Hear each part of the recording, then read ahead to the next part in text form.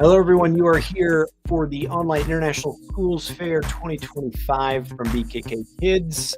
We're going to be getting started here in just a few minutes. Letting people come into the room right now. If you are on Facebook or YouTube, whichever one, doesn't matter, go over to that comment section and let me know where you're from. Are you in Thailand? Are you outside of Thailand? Let us know where you're from. And like I said, we'll be getting started here in just a few minutes.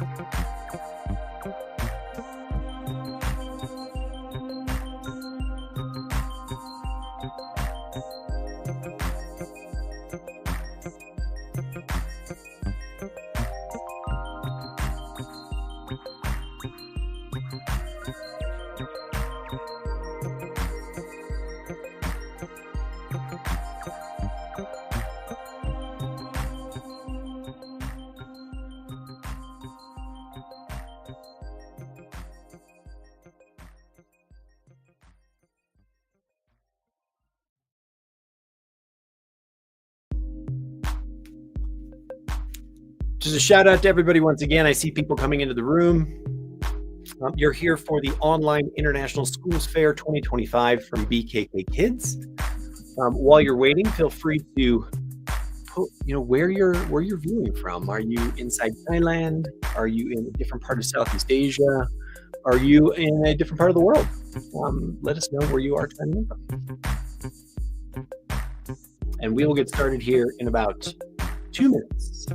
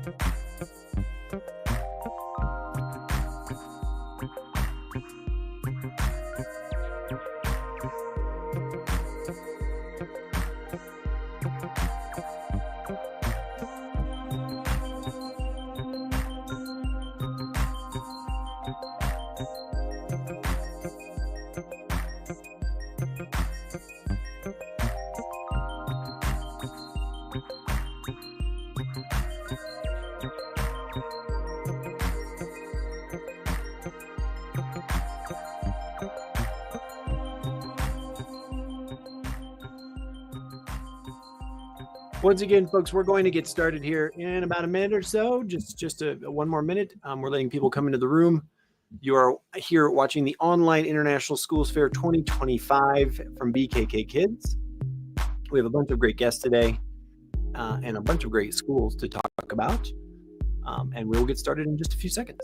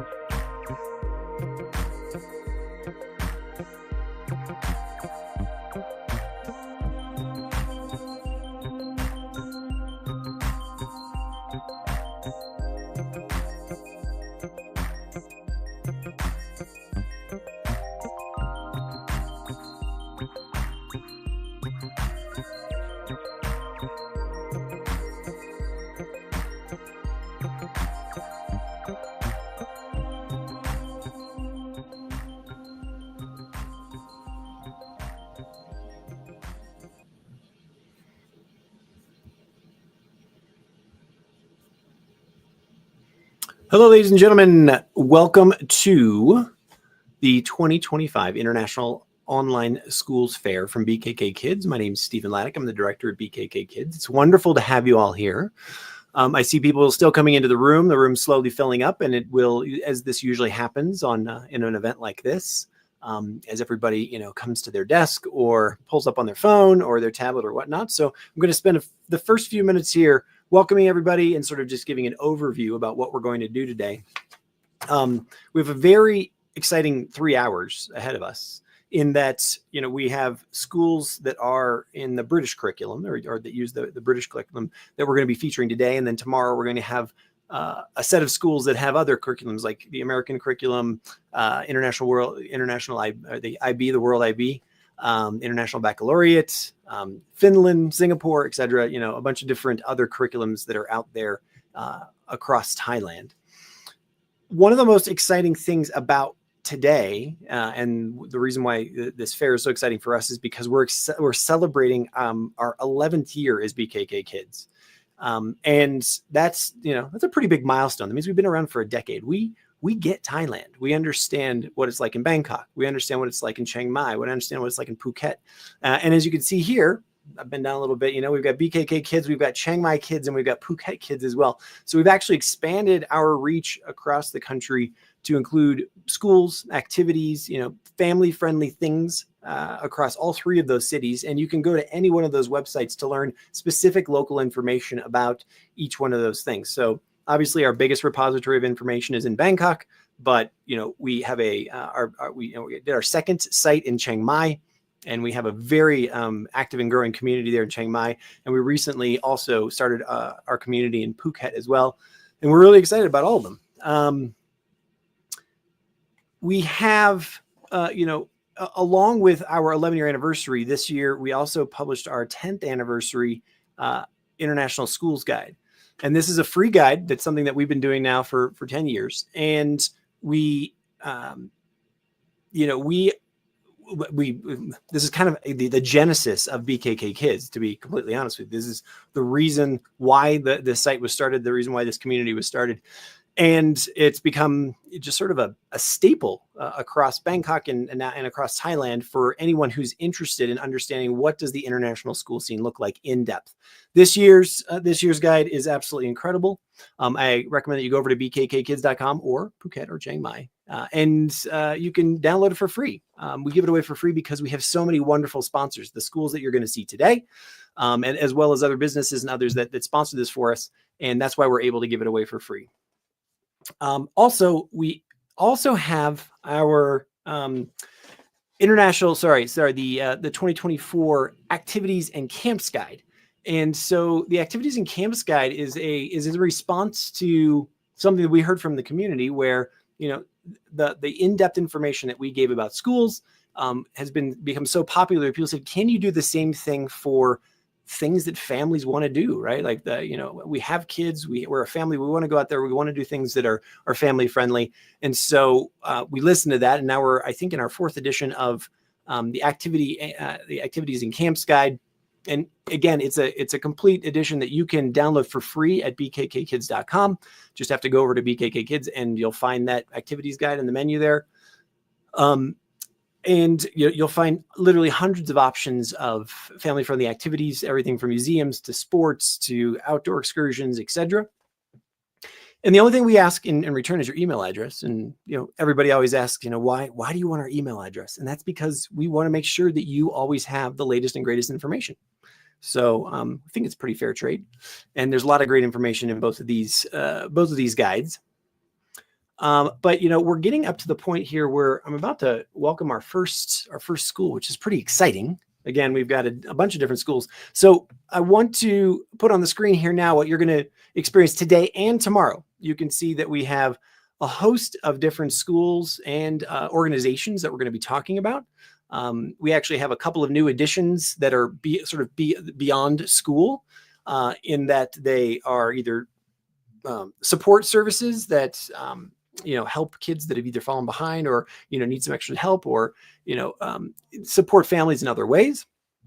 And then we have some of the very recognizable names that we've done here in the fair past couple of years, and some new entrants as well.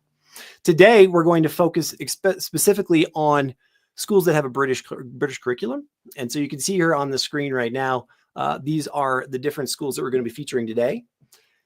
And I just want to quickly call them out so that you know who we're going to be talking to. We're going to be talking to Bangkok Patana School. We're going to be talking to the Bangkok International Preparatory and Secondary School, lovingly known as Bangkok Prep here. Hua Hin International School, King's College International School, Bangkok, Regents International School, Pattaya, SBS International School, Bangkok, St. Andrews International School, Bangkok, and then the four Cognita schools: St. Andrews International School, Dusit, St. Andrews Green Valley, St. Andrews International School in Sathorn, and St. Andrews International School in Sukhumvit 107. And then we're going to end our time here today with Wellington College International School, Bangkok. So exciting to have all of them here. And without further ado, let's dive in. I mean, actually, before I dive in here, I just want to go over check the comments. Thank you for everybody for who's commenting there. Thanks so much. If you have a question as we go along today, I apologize that I realize you cannot see me right now. If you have a question, if you have a comment, if even if there's a question that you have from a past speaker or a video that you've seen, throw it into the chat in either YouTube or Facebook, and either somebody from BKK Kids or we'll either answer it here live or we'll get back to you via email with the information that you're looking for. So Bangkok Patana School is Thailand's first and largest British international school for students from 2 to 18 years. Their not-for-profit school has remained at the forefront of education in Thailand for over 60 years and is today one of the most respected educational establishments in Southeast Asia. They provide learning from the foundation stage right through to senior studies for over 2,200 students from around 65 countries. The school follows the English national curriculum up to year 11 and the International Baccalaureate in years 12 and 13. Bangkok Patana School is committed to ensuring that you, as a parent, have the confidence that your children are receiving the best intellectual, physical, and social preparation for their futures. And I'm really excited to have here with me Miss Rachel Jones. Oh, she's not muted. There you are. We're not muted anymore. Fantastic. How are you, Rachel? Good morning, Stephen. I'm great, thank you. It's lovely to be with you and the BKK Kids community this morning. It's lovely to be with you too. That's fantastic. I know that you're just getting started your day. I'd really appreciate you taking the time out to, what is, I'm sure, an extremely busy schedule. Let me kick you off with a question. It's like, what makes you want to come to school, and what makes Bangkok Patana special? As you're coming to school, you're just starting your day right now. What are you thinking about? It's like, wow, this is the reason why this is awesome. I genuinely feel fortunate and excited to come to Bangkok Patana School each morning, and that's predominantly because of the community that we have here. It's a diverse, vibrant, and committed community. When you walk around the campus, for anybody who has visited, there's a real energy and a buzz about the place, and that's from the students who are deeply engaged in their learning, to the teachers who are absolutely committed to their craft. But that also extends in a broader sense. That's the transport staff who have carefully and safely brought our students to school each morning, the canteen staff who are preparing the snacks and the lunches, the gardeners who are proudly tending our beautiful grounds here as well. So I think there's a real sense of belonging for everybody in the community. I love it. That's fantastic. Is there any particular part of the campus that you particularly like? I mean, that you're like, this is my part. You maybe go there for lunch, or you hang out there. Or... For me, it's the green space, which is all through the campus. So the facilities themselves are sort of world class, but it's that being still in touch with nature. We're in Bangkok, a very busy city, but you can hear the birds, you can see the butterflies, you can see the turtles crawling along. And it's just a really special connection, I think, to what's special in Bangkok. I love that. On the note of special, what specialty area would you say that Bangkok Patana excels in? Is it science? Is it arts? Is it sports? Or is there an area where you're like, we're the best at this? I think what's special about Patana is that we don't excel in any one area. We're not focused purely on the sports, the music, the academics. We really strive to provide students with outstanding opportunities across all of those different areas. We encourage students to really explore, to be adventurous, to try lots of different things and really find out where their passions and their strengths lie. And then we can nurture them along those pathways. But we really encourage students to remain broad. If you've seen our adverts, the tagline is a world of opportunity. And that really is true, that there's such a breadth of opportunity for students here. Hope this isn't a curveball for you this early in the morning, but so when, that can be both inspiring, but also overwhelming. Right. And so for instance, I have a son who's 16 and a half and, he's in the IB right now. And that's one of the questions he often comes to me with is, Dad, I think I want to do this, but then there's just these thousands of other choices and opportunities available. Talk to me about how you talk to your student body about either deciding a path or navigating that kind of largeness. Yeah, no, that's a great question, Stephen. I think it will depend on the stage that the student is at in their learning journey. So obviously that conversation with a student in our foundation stage or key stage 1 is going to look very different to a student who's having to make their choices for IB. I think the important thing is that we give them the information that they need in plenty of time, and we really give them different sources of information as well. So when we're talking about those very important subject choices that the students will make later on, we have a variety of formats to present that information to them in. So we will have open mornings for parents to come in and learn about the different subject areas. We will have the students actually talk to their peers or the students in the year above and talk to them about what the experience was like, because that can be really powerful for students as well, not to just hear from teachers and parents, but actually to hear from those slightly older students who can give that really personal advice to them as well. Mm. Do you and are you able to draw from alumni across Bangkok, or would you, like how far does the alumni universe reach? Yeah, actually, that's a great point. We do bring our alumni into the school as well to talk to our students, which again is so powerful because they've only recently sort of taken that step to go off to university or recently graduated. So they have some really great messages for our students. We have alumni around the world. And we have a really strong alumni network, something we hear from a lot of our alum when they leave. If they are going to university in a new country or they get a job offer somewhere new, they can always reach out to someone in the Patana community. They may not have a connection with them already, but just the fact that they're both alumni of Patana, and they found that they're invariably supportive and encouraging, and just having that familiar contact, I suppose, and shared interest. Fantastic. Speaking of community, what kind of pastoral care does Bangkok Patana offer, and how does that play out across the campus? So we pride ourselves on our pastoral care. In terms of our school values, well-being intentionally comes first before the learning and the global citizenship, because we know that to succeed, both academically and personally, our students need to feel safe and supported and nurtured. In the primary school, we have the class teacher model, that will be their first point of contact. There's a lot of further support as well. So we do have a social and emotional counselling team in primary school. If there were any additional support needs that maybe fell outside of the academic realm. In terms of learning, we have a support for learning teacher specialist in each year group who can work not just with the children, but also with the teachers to ensure that they're effectively meeting the needs of all the children in their classes. We have a really strong PSHE, Personal, Social and Health Education program.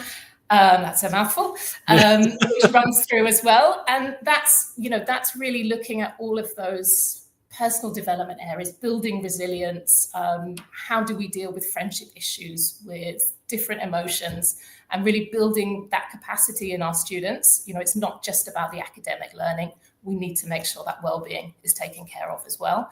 As students move into secondary and they have specialist teachers for their different subject areas, we recognize that it's still very important for them to have that consistent sort of point of contact and person who's really looking after them from a pastoral point of view.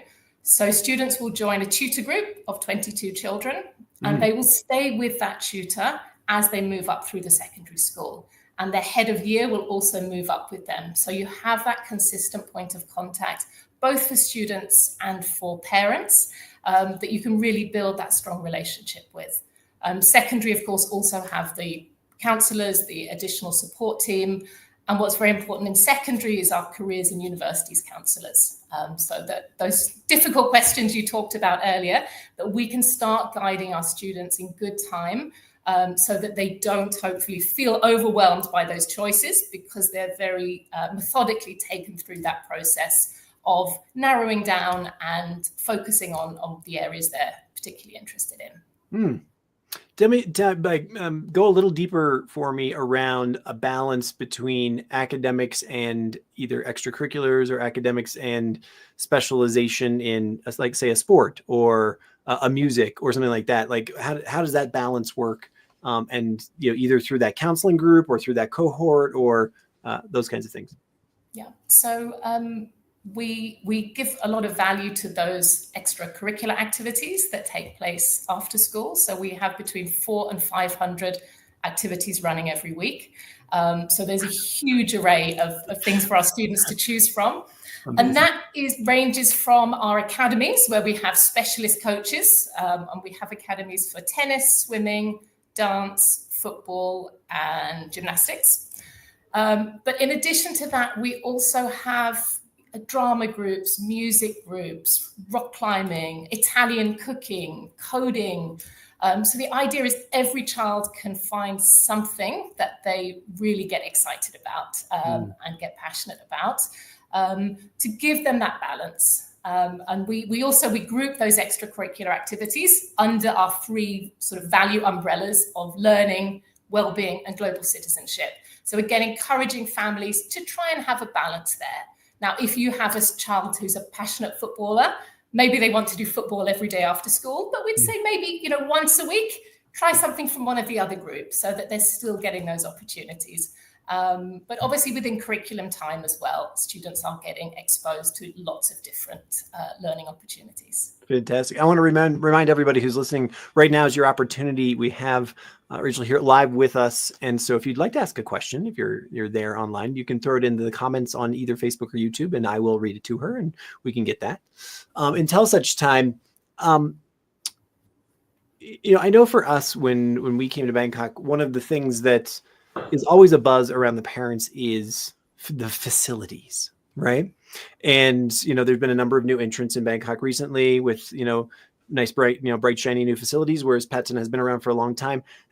Talk to me about that conversation and the importance of facilities, or how your continued investment in Patana's facilities, and then also what your philosophy is there.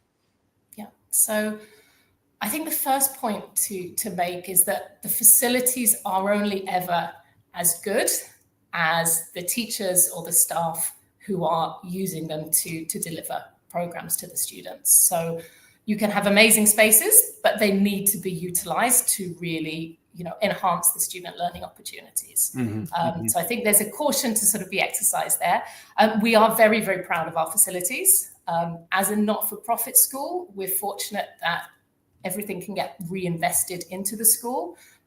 So we're constantly looking to either make sort of improvements on a smaller evolutionary scale or something revolutionary, to look at bringing new things in. Where we develop the facilities, the focus is very much on student learning opportunities. So in August, we opened our new tennis courts. So we built 8 covered ITF level 1 certified tennis courts, which will mean a lot to tennis players in the group. And the special thing about that is they're not just available to those students in our tennis academy, but they're used in curriculum time for PE lessons for students to go and play tennis there as well. So even if, tennis might not yet be something you've explored, you're having that opportunity to play on professional level courts. So it's really keeping that in mind with everything that we develop. How can we ensure, that most students get the opportunity to benefit from this? We do have a long-term infrastructure plan over the next 8 to 10 years. So looking to expand our offering at our sports complex, looking at our aquatic center, and really continue to keep building and developing, which is what Patana means.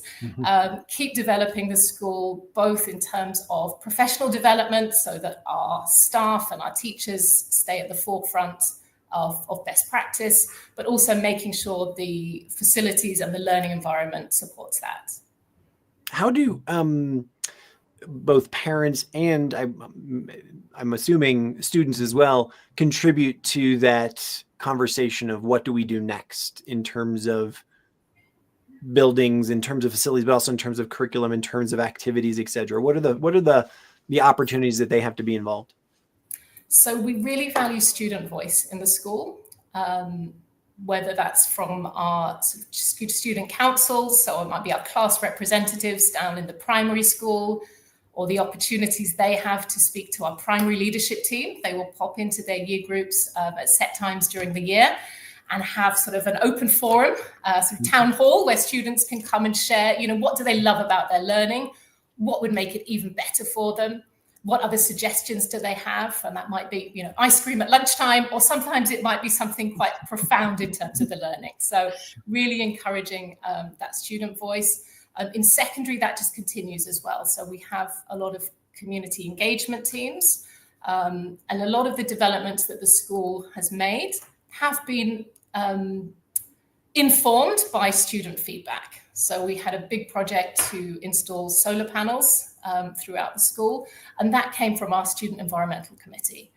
So we want to show students they have an important voice, part of that building global citizens, and they have the opportunity to shape their world. And that has to start with their ability to shape the school to a certain degree as well. Fantastic. Is there anything, I want to offer you the opportunity here. Is there anything that you'd like to close with? I mean, I got to ask all the questions. Is there anything that you'd like to communicate to our community of parents and, prospective learners who might want to come there that, that you think is really important about Patana? I would recommend anybody that's interested in the school to come and visit us. I think it's a really, really special campus and a wonderful community. And it's very difficult to get that sense through a website or through a prospectus. So I think, and that would apply to all of the schools. If you're looking at enrolling in a school, do take the time to go and visit in person if you can, because you really get that sense of whether it's a good fit for your child and your family as well. Fantastic. Rachel, thanks so much for taking time out of your busy day. And I wish you all the best for your day. But now we're going to give them that virtual presentation, that virtual tour of your school. So thank you very much. Have a great day. Thanks for the opportunity, Stephen. Bye-bye. Let's make sure we do that correctly. Oh. Sorry, folks. I forgot to take down my little overlay here so that when we add this to the stage, we will back it up. And here we go without further ado.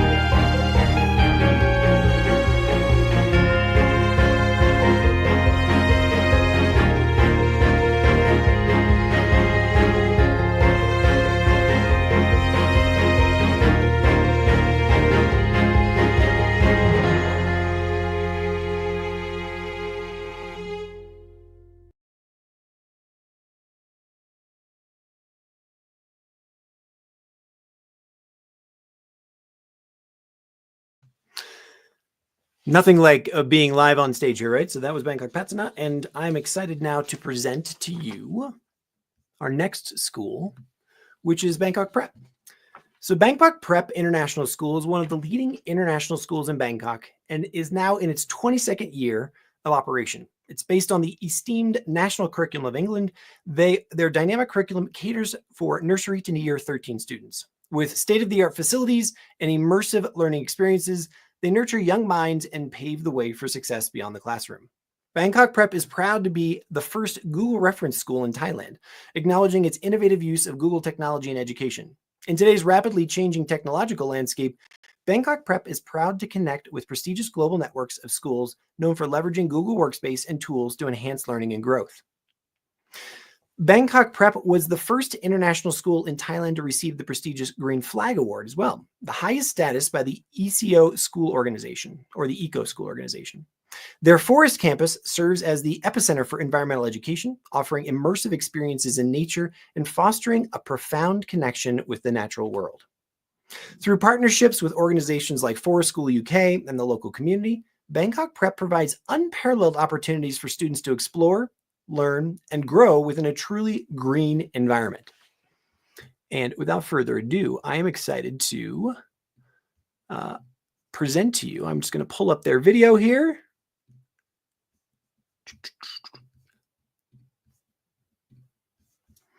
And without further ado, I will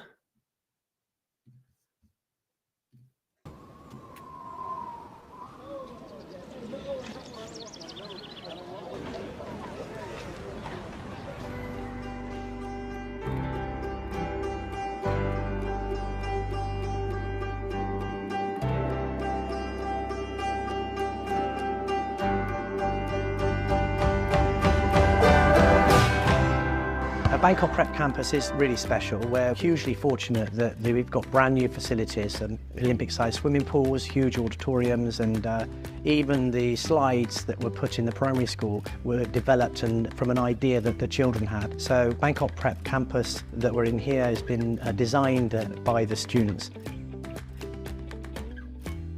Bangkok Prep students are individuals, they're confident, critical thinkers, and globally minded. When it comes to supporting students, we try to build a holistic picture of the student so the right care and interventions can be put in place. Our various pastoral care teams triage and monitor students at all times, and we're introducing ways for students to monitor and track their own well-being and request to check in if and when needed.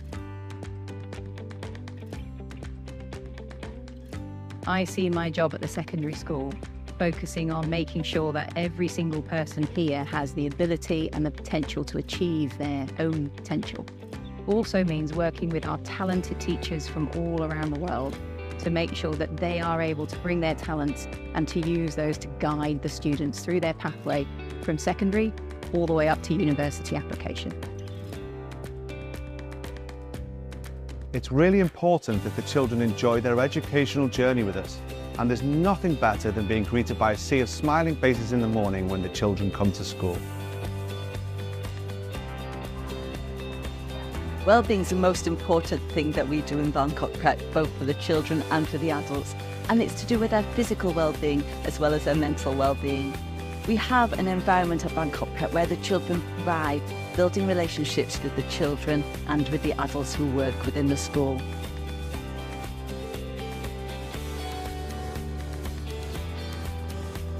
Bangkok Prep has an environment where students learn to appreciate different perspectives and also other cultures as well. Our empowering and inclusive approach to learning ensures that every student feels valued and supported, and it enables them to reach both academic and social success.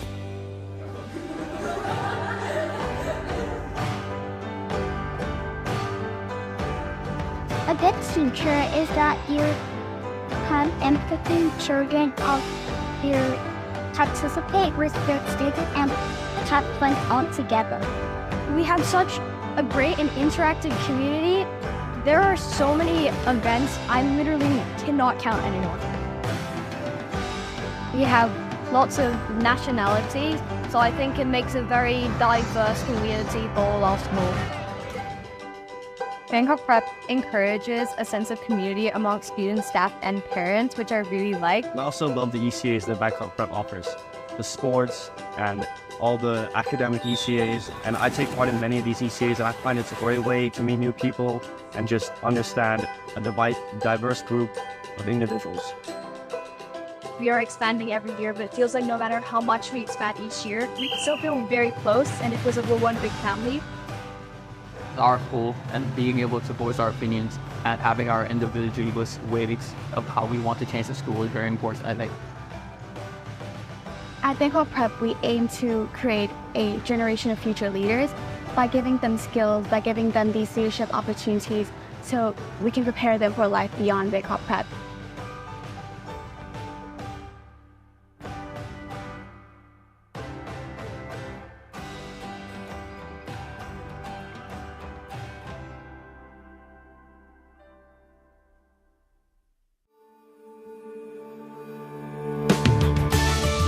The Forest campus is Bangkok Prep's first headquarters for sustainability and environmental education. It's a stunning location located in Bang Krachao. Our class teachers plan cross-curricular visits to the Forest campus, allowing our students to explore, discover and learn in the great outdoors. The Forest campus provides us with a setting that our community can authentically develop their knowledge and understanding whilst exploring the 4 pillars within our vision for sustainability: education, environment, well-being for all, and leadership for the future.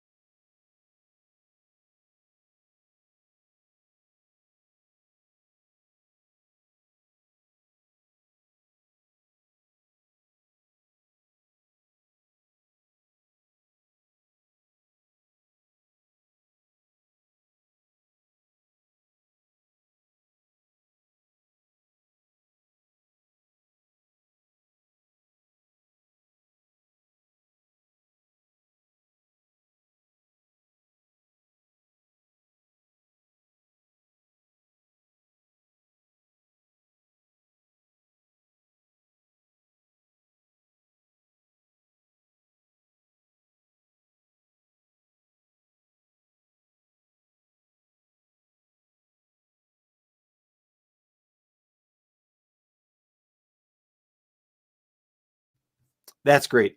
Fantastic. This whole time I've been talking to you and I was on mute. Oh, the fun of a live event. So folks, I want to give a big thank you to Bangkok Prep for that wonderful presentation of their school. But before we move on to our third school, I want to make sure that, we just take a little bit of time to talk about the evolution of BKK Kids and how we got to where we are today. And BKK Kids was started by an individual, a woman who was really interested in knowing, what international school opportunities there were in Bangkok.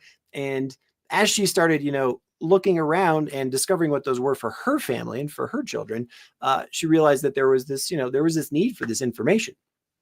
And that's where not only the genesis of BKK Kids happened, but then also how that turned into what is now our International Schools Guide.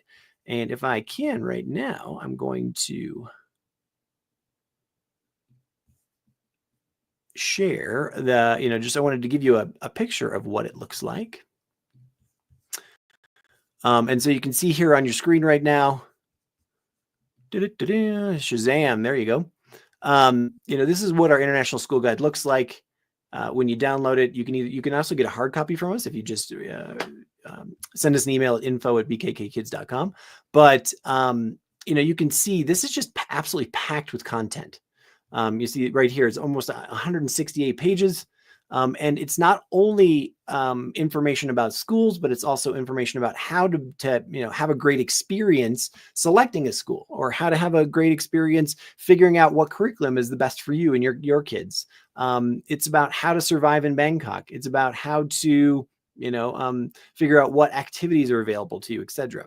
So I just wanted to give you a sense, like, this is a real asset, right? This is a real thing that your family can use over and over again, even after you've chosen the school that you want, because there's resources on learning support. There's resources on different types of curriculum, etc. So it's a really just real fantastic asset for anybody who is a parent, either coming to Bangkok right now, or in Bangkok, maybe you now have children who are of school age, or maybe you're going to be moving to Bangkok in the near future. This asset here is just absolutely fantastic. So let's look, for example, at Shrewsbury here. I just kind of randomly stopped there. You can see, we give all of this information about, the different types of level of instruction they have, the age range of the students, the curriculum that they teach in, the different tuition types that they have, the tuition ranges that they have, if they have extra languages that they teach, and what the facilities contain, the different types of outlets and the different types of facilities that they have, et cetera, et cetera. And we do that for every single school in here. There's just, more than 100 schools, I think more than 130 schools in here. Along with the International Schools Guide, I'm going to just remove that for a second. Along with the International Schools Guide, you can also join us by checking out our interactive map, which is something I think is just absolutely fantastic. I'm just going to pull that up here real quick. And here we go. So this interactive map is something that you can we will put the links to the map here in the comments here, but you can also, again, come to BKK Kids, or they're available to you when you download the International Schools Guide. But as you can see, we have placed all of the schools on a map, so you can see, if you're making choices about where you want to live, or if you're making choices about what a commute might look like, or if you're making choices about, where you want to have your center of activities. And each one of these, gives you information about that school, takes you right to them, et cetera, et cetera. So this is a fantastic new asset that we have that's associated with the International Schools Guide. Really easy to use, and it kind of gives you a very quick and easy understanding of where your children will be spending a large majority of their time, and then how do you wrap your universe around that. We also have one of these school maps for Chiang Mai and Phuket as well. So we've built those out, and you can get access to both of those as well. Our next school is coming up here is King's College International School, Bangkok. King's College International School, Bangkok, or King's Bangkok, as we like to call ourselves, is the first King's College school, Wimbledon International School in Southeast Asia, offering the British curriculum with IGCSEs and A-levels for children aged 2 to 18. The school maintains a close partnership with King's College School in Wimbledon, in King's Wimbledon, which extends to every aspect of school life. King's Bangkok shares King's Wimbledon's ethos of academic excellence, co-curricular program, pastoral care, and a rigorous selection process for world-class teachers, many of whom have direct experience from King's Wimbledon. Designed with children in mind, King's Bangkok has collaborated with parents, teachers, and leading architects to develop world-class facilities. With over 80,000 square meters of state-of-the-art learning spaces, the school provides an environment that supports a well-rounded education and fosters the values of good manners, kindness, and wisdom in every child. You can learn more from Mr. Raj Lavda. He's the head of early years in the video that I'm going to show you right now. So without further ado, I'm going to pull up the King's video. Just give me 1 second.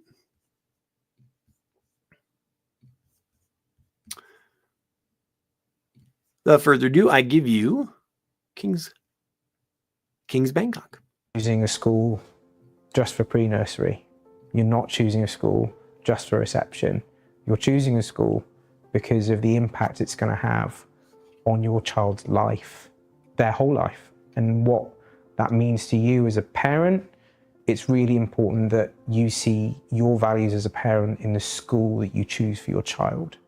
The vision for King's EY is to have children who are coming to school happy every day. And I'm surrounded by a group of people who really care so much about early years, from the teachers to the assistant teachers to our nannies and our specialist staff. Everybody who interacts with the children in early years we want them to be happy, safe and secure every day. Not only do we want them to have nurturing relationships with the adults in their class, but we want them to be greeted respectfully. We want them to feel the kindness from the moment they walk through the gate. That, at its essence, is where pastoral care begins. We want a real breadth of curriculum understanding and knowledge, but also a deep understanding of how children learn. So it is necessary to say they must have a very specific curriculum. How we do things at King's is unique to King's and unique to King's EY. In each pre-nursery classroom, we have a maximum of 15 children with 1 teacher, 1 assistant teacher, and 2 nannies, which is in line with UK guidance, but most of all allows us to develop those happy, safe and secure relationships with the children that make them feel really confident and comfortable to come to school, which really matters. In nursery, we have a maximum of 17 children per class with 1 teacher, 1 assistant teacher and 1 nanny. The quality of the care that is provided by the adults is shared. All the adults in early years speak English, and we plan in English, and we make sure that everybody understands how to support each individual learner, supported to what suits them best. And that really is what matters. For our children, it's really helpful for them to start learning Mandarin. Mandarin is probably the 3rd most popular language within our community anyway, and we know that it's a language for life in the same way that English is a language for life, because in terms of the later lives that children will lead, it's going to be really useful to them. All of the teachers here have a great heart, so finding the right people who can join into that is really important. If they're successful, they'll go to a 3rd round with Wimbledon, and our relationship with Wimbledon is incredibly strong and incredibly fruitful and full of learning, both about the international early years and also the UK early years. And I was lucky enough to be invited to go and visit King's Wimbledon and also lots of leading London early years, and to see how their provision and practice supports the children's development and what could we learn from that and apply to our setting. This year, so proud, last academic year, so proud of our BSO accreditation, recognising the outstanding progress and attainment of the children here in King's early years. And what matters to me is that children are happy, safe and secure. They're also supported to grow, both academically and emotionally and socially, because without those things, they won't be successful. The values of King's, of good manners, kindness, wisdom, it's so simple and yet so authentic. And for me, seeing those values in the children that we teach and helping the children understand what that means to them for their age group is really important. And that's why the strength of our values of good manners and kindness and wisdom, starting in early years, growing throughout the school. Some of our children in pre-nursery will graduate in 15 years' time. Having that journey of 15 years with a culture that supports you and a community that supports you with those values, not only as a parent, but as a head teacher, I want the teachers who come here to know they're in a really great school. And you do know when you walk into one, you can feel it.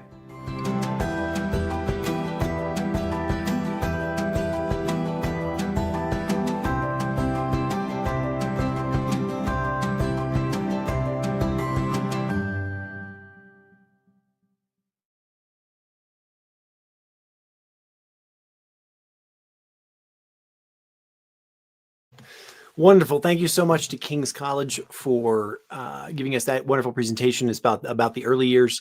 I always love the different presentations that schools give us because they focus on different areas. Some of them focus on sports, some of them focus on their academics, some of them focus on, what you just saw here, the earlier years learning.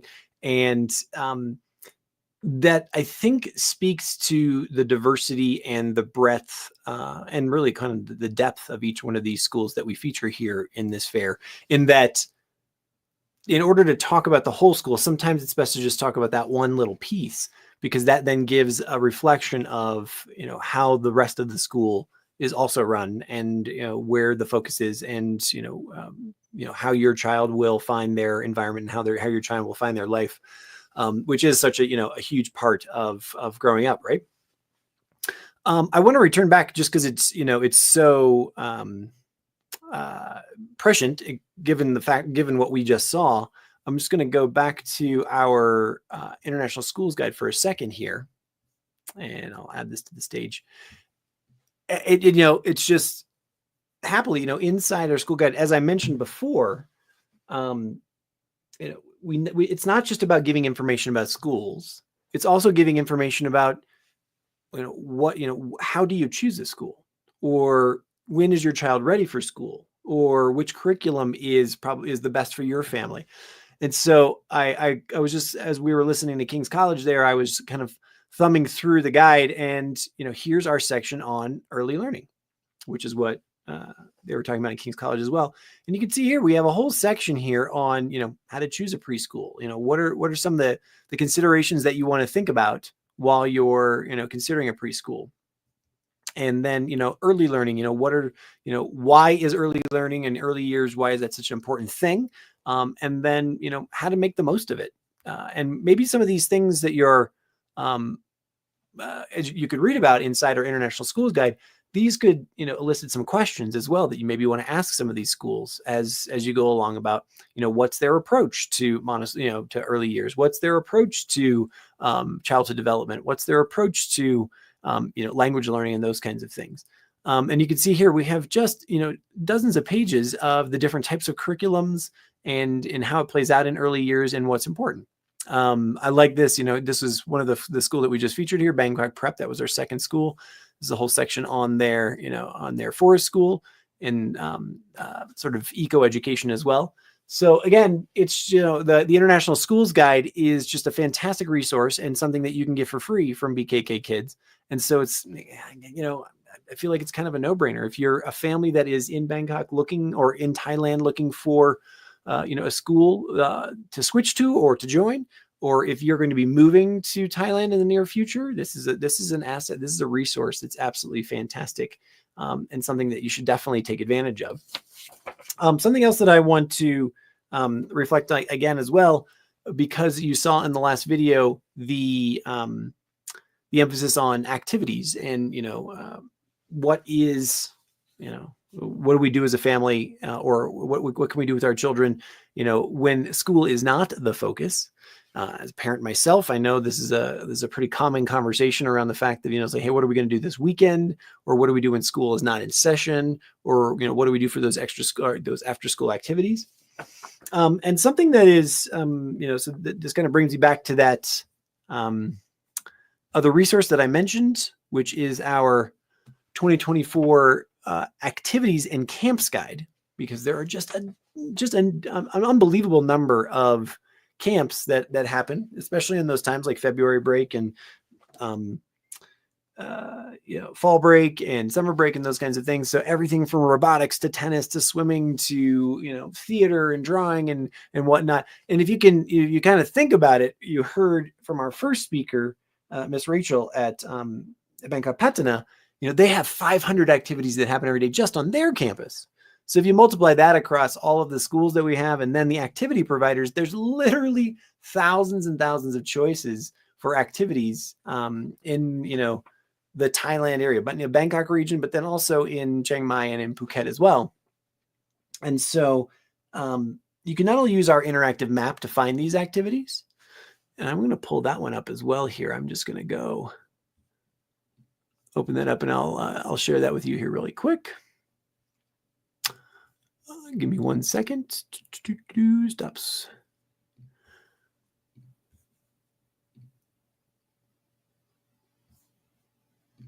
So let's just share this one and we'll bring it up. So you can see here, much like the schools map that you just saw, but this goes out even further, right? Because now you can see we're not just in Bangkok. We're actually, out here in Kanchanaburi and, even out to Jim Thompson Farm and whatnot, which takes you outside the city quite a ways. But, if you dive in here, you can see where these activities are. You can see where they're located really easily. These all match up with the hard copy or the PDF guide that we have. And then again, as you're planning your weekend, or as you're planning a long weekend, or as you're planning, your after school activities, you can see where these are at and how they may fit into your commute, or how they may fit into, a weekend trip, or how they fit into your life in general.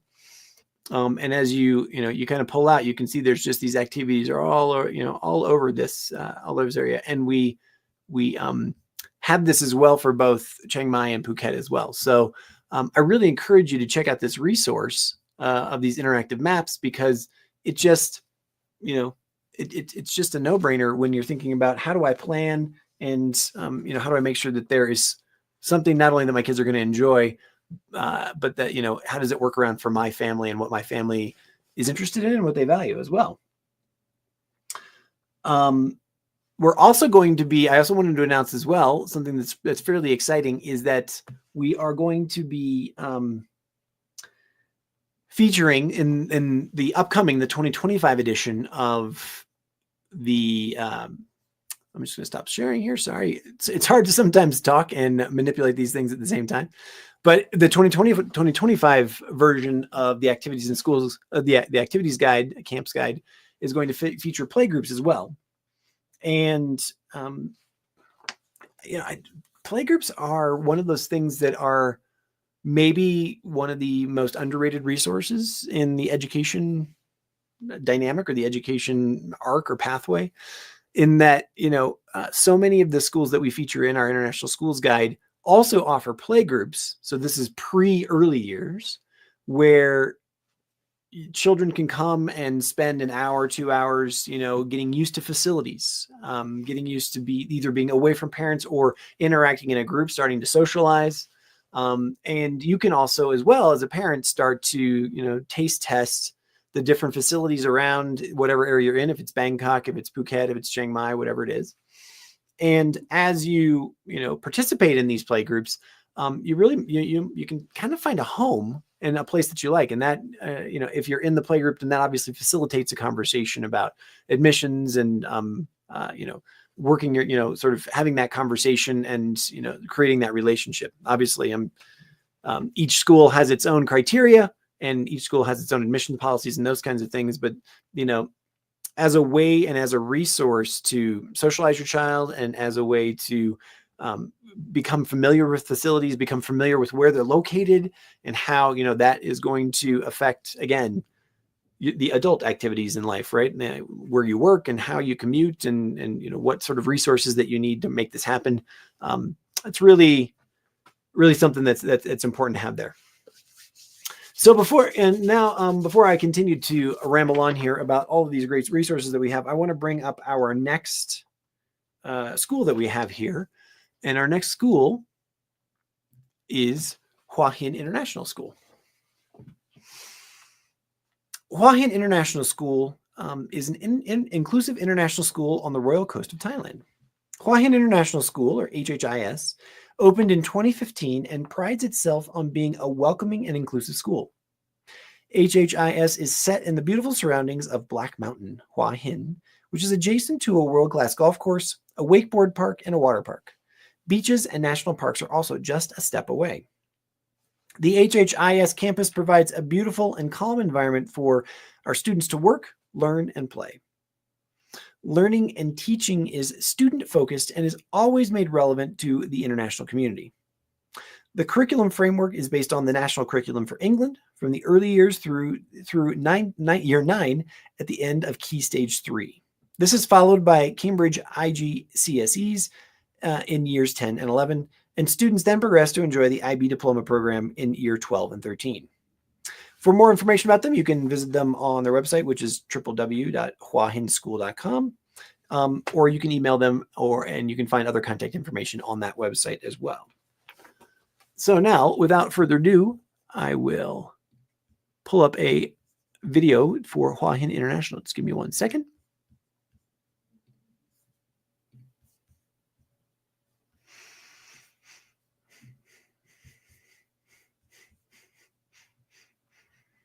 And here we go.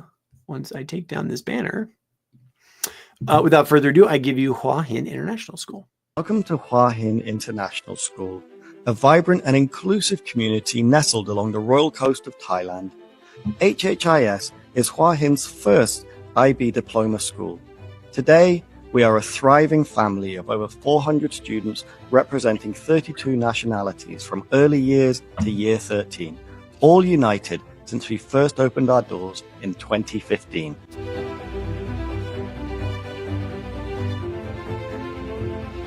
At HHIS, we pride ourselves on being an inclusive school built on our core I values: inclusive, individual, international, imaginative, inspired, innovative, intrepid, and inquisitive. These 8 values guide everything we do and represent the characteristics and attitudes we develop in our students, creating a nurturing environment where everyone feels valued and empowered to succeed. Hello, I'm Miss Becky, the head teacher at Hua Hin International School. At HHIS, we believe in providing a world-class education that goes beyond academics. We're a truly international school with 32 different nationalities represented in our student body. This creates a vibrant and multicultural learning environment. All our teachers are fully qualified and experienced in the areas they teach. They're committed to inspiring and supporting our students to develop their individual talents, ensuring they reach not only their academic potential, but also become well-rounded global citizens who create positive change for themselves, their communities, and the world. As an internationally accredited school, we adhere to the highest standards of education, offering a dynamic curriculum carefully designed to equip our students with the skills, knowledge, and confidence that they will need to face the challenges of tomorrow's ever-changing world. Our team of fully qualified teachers brings expertise from around the world, delivering a top-tier education based on the English National Curriculum, Cambridge IGCSE, and the IB Diploma Programme. HHIS is proudly and fully accredited by the Education Development Trust and is a member of the Council of International Schools. We are a fully authorised IB World School and recognised as a Cambridge IGCSE examination centre, ensuring our students achieve their personal best and graduate ready for universities around the world. From our beautiful campus to our caring community, HHIS is where students thrive. Through academic excellence, creative exploration, and global citizenship, we're shaping the leaders of tomorrow. Are you ready to join us? Contact our admission teams today and schedule a visit.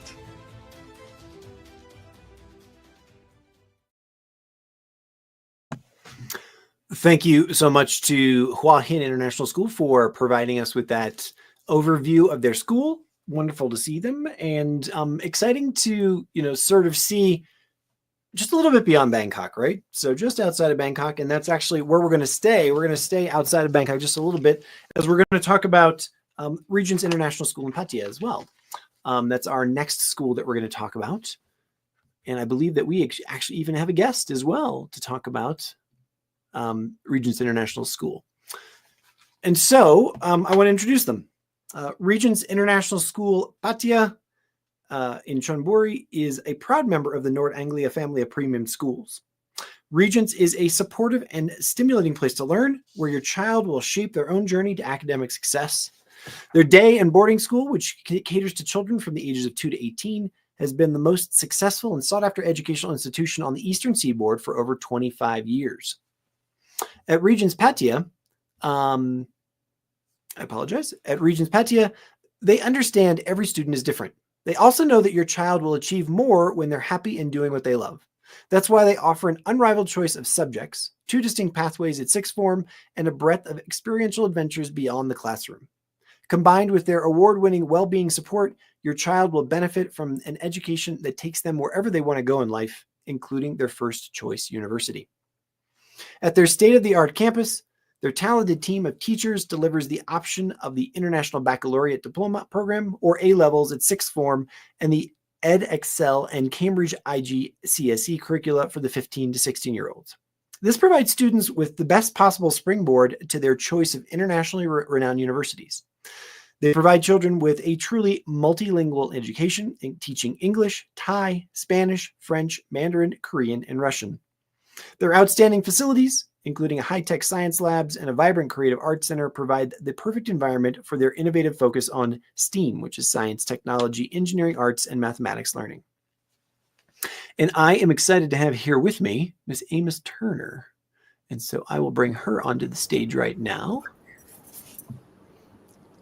Good day to you, ma'am. Hello, how are you? Very good. Hi, nice to see you. Nice to see you as well. And there we go, Shazam, I put the right banner up. Now we can see all of the things. Miss Amos, tell me about, as the school principal, tell me about what makes Regents special to you. Like what do you get up and you're driving to school in the morning, or maybe you take the bus? I'm not sure how you commute there. What are you thinking about? Well, this is my 8th year here at Regents. I came here in 2017, only with a view actually for staying for a couple of years. But it was really clear when I arrived that this was a fantastic environment for children to grow and thrive in. And the more time I spent here and I got to know the children, especially those who've been with us from the primary school, turn into exactly what we want our world leaders to become. They're ambitious, they're compassionate, they're academically excellent, they're good all-round students. So whether they're interested in sports or the performing arts, Regents provides them with such a breadth of experience that they can have here, that they go out into the world ready for that next step. My own children go to the school, so I am a little bit biased. And they've just gone from strength to strength. They have so many opportunities here that they wouldn't get in many other international schools or schools, certainly within the UK. So I think it's a fantastic environment for kids and families to come and watch their children grow. Fantastic. A question from our community is, I believe there was something about your different curriculum and programs in the introduction I gave, but the question is can you tell me about your IB program as well, and juxtapose that against A levels? Do you offer both of those? We do. We're one of the only schools actually in the area, I think possibly within Thailand, that offers both. So we're really lucky to do that. I think part of the process of going through secondary school is children are working out what's the best program that they need to study before university. And at 16 years old, you're not always sure what is the best pathway. And the teachers have that area. They know their curriculums, they know the expertise. We've got 30 years of experience of working with universities across the world and a really strong reputation. For me, I wanted to make sure that our children who were really settled and happy at Regents didn't want to have a huge upheaval in the middle of their curriculum to change schools because we didn't offer their curriculum. Our teachers are experts in both, and most of them trained in A levels and then gone on to train within the IB. And so we have world-class results that we've had forever, I think, as long as I can remember. So our students were saying to us they didn't know which curriculum they wanted to study, but they wanted to stay at Regents. So we introduced A levels a few years ago. We got record results last year. And it meant that we know our students. Well-being is really important to us here at Regents. We know our students, we know what they're good at, we know where their strengths are, and we wanted to make sure that we could provide the curriculum that was right for their future career pathway.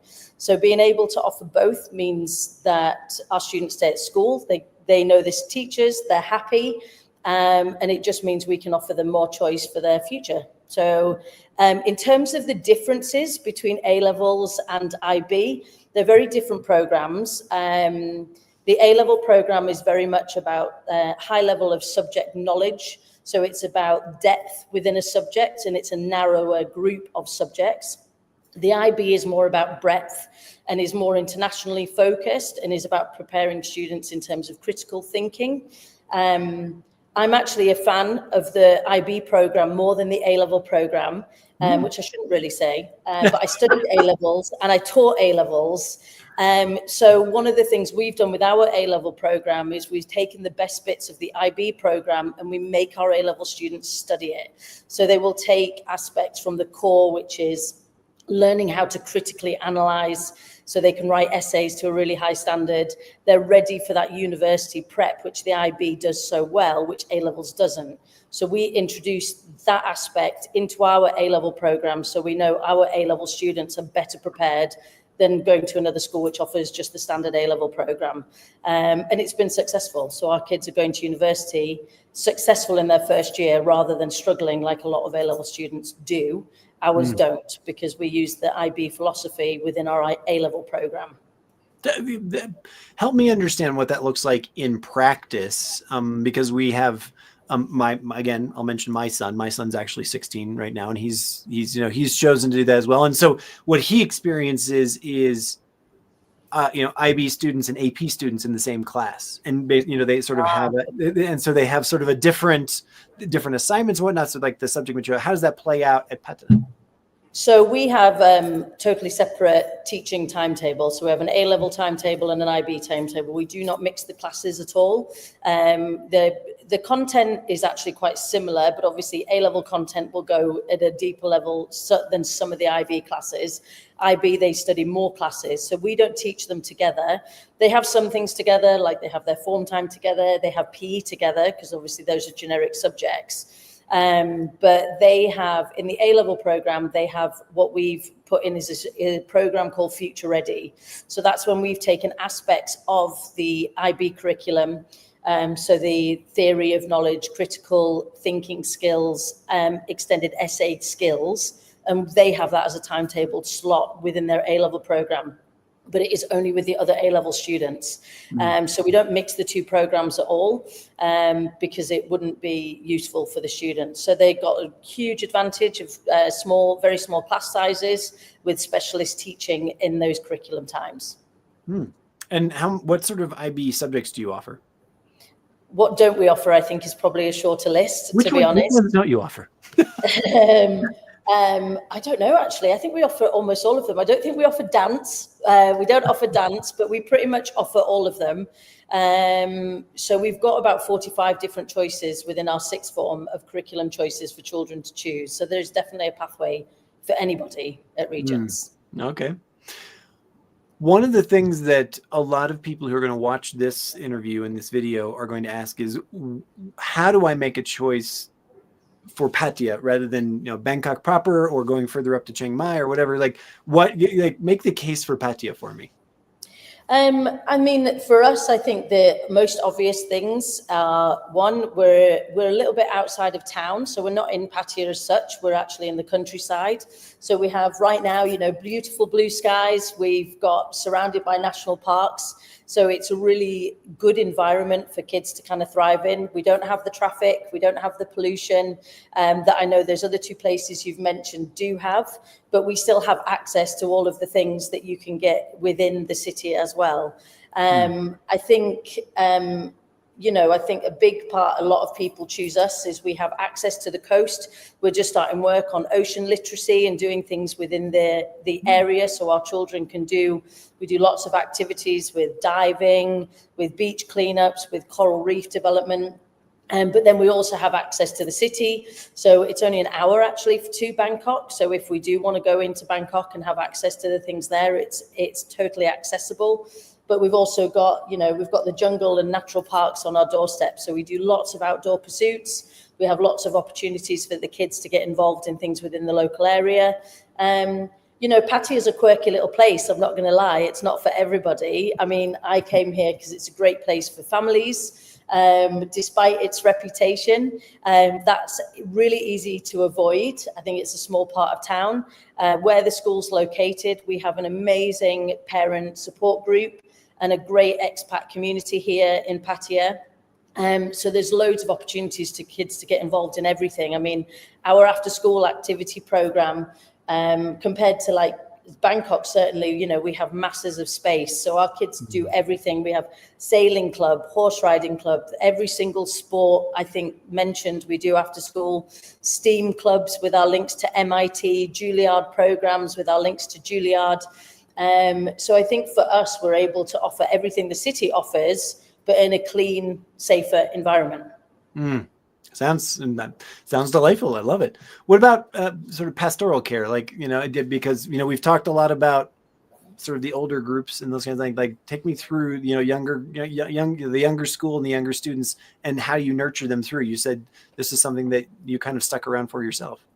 Yeah, so obviously having two children in the primary school, one in the early years and one in the primary school, it's something close to my heart. I think for us as a school, like, you know, our kind of school philosophy that we have driven for years is children will be successful at school if they want to come to school in the first place. Why do children want to go to school is because they feel safe, they feel happy, and they feel nurtured. So that's our absolute number one for everybody in school, whether they're preparing for exams or if they're, you know, 2 years old walking through the doors for the very first time. We recruit the best teachers worldwide, and if they don't have that philosophy, then they don't stay here at the school. We've won the Wellbeing Award a few years ago because we really drove on that, especially post-COVID. We wanted our children to really thrive in the environment. We introduced forest schools in our early years, and we've done a lot of work in the primary school as well in terms of well-being. We know part of your environment, the environment in which you are, just being around nature, being healthy and athletic helps your well-being. So we've included those things within the primary school as part of every day to make sure our students are, you know, they're happy at break times as much as they are in the lessons. So, I mean, well-being is absolutely key to us. We have well-being leaders in every single year group. We have heads of pastoral care, both for the primary and the secondary school. And we have a huge safeguarding team as well. It's part of our key development plan as a school, and it's something we talk about every single day. We have a really tight monitoring system for well-being. So if we notice any child is slightly, you know, not themselves, we pick up on it straight away, and we have a team of people that check in. We have whole school counsellors, and we make sure every week all of our children age 2 to age 18, year 13, have pastoral sessions every day on their timetable as well. So we do well-being check-ins. We have well-being leaders, student leaders all the way through the school who run different activities for different year groups. It's something we're really passionate about here at Regents. And on our last, I think, parent satisfaction survey, it was one of our highest scores as well, that their children are happy and safe at Regents. So it's something we're really proud of. Fantastic. That's wonderful.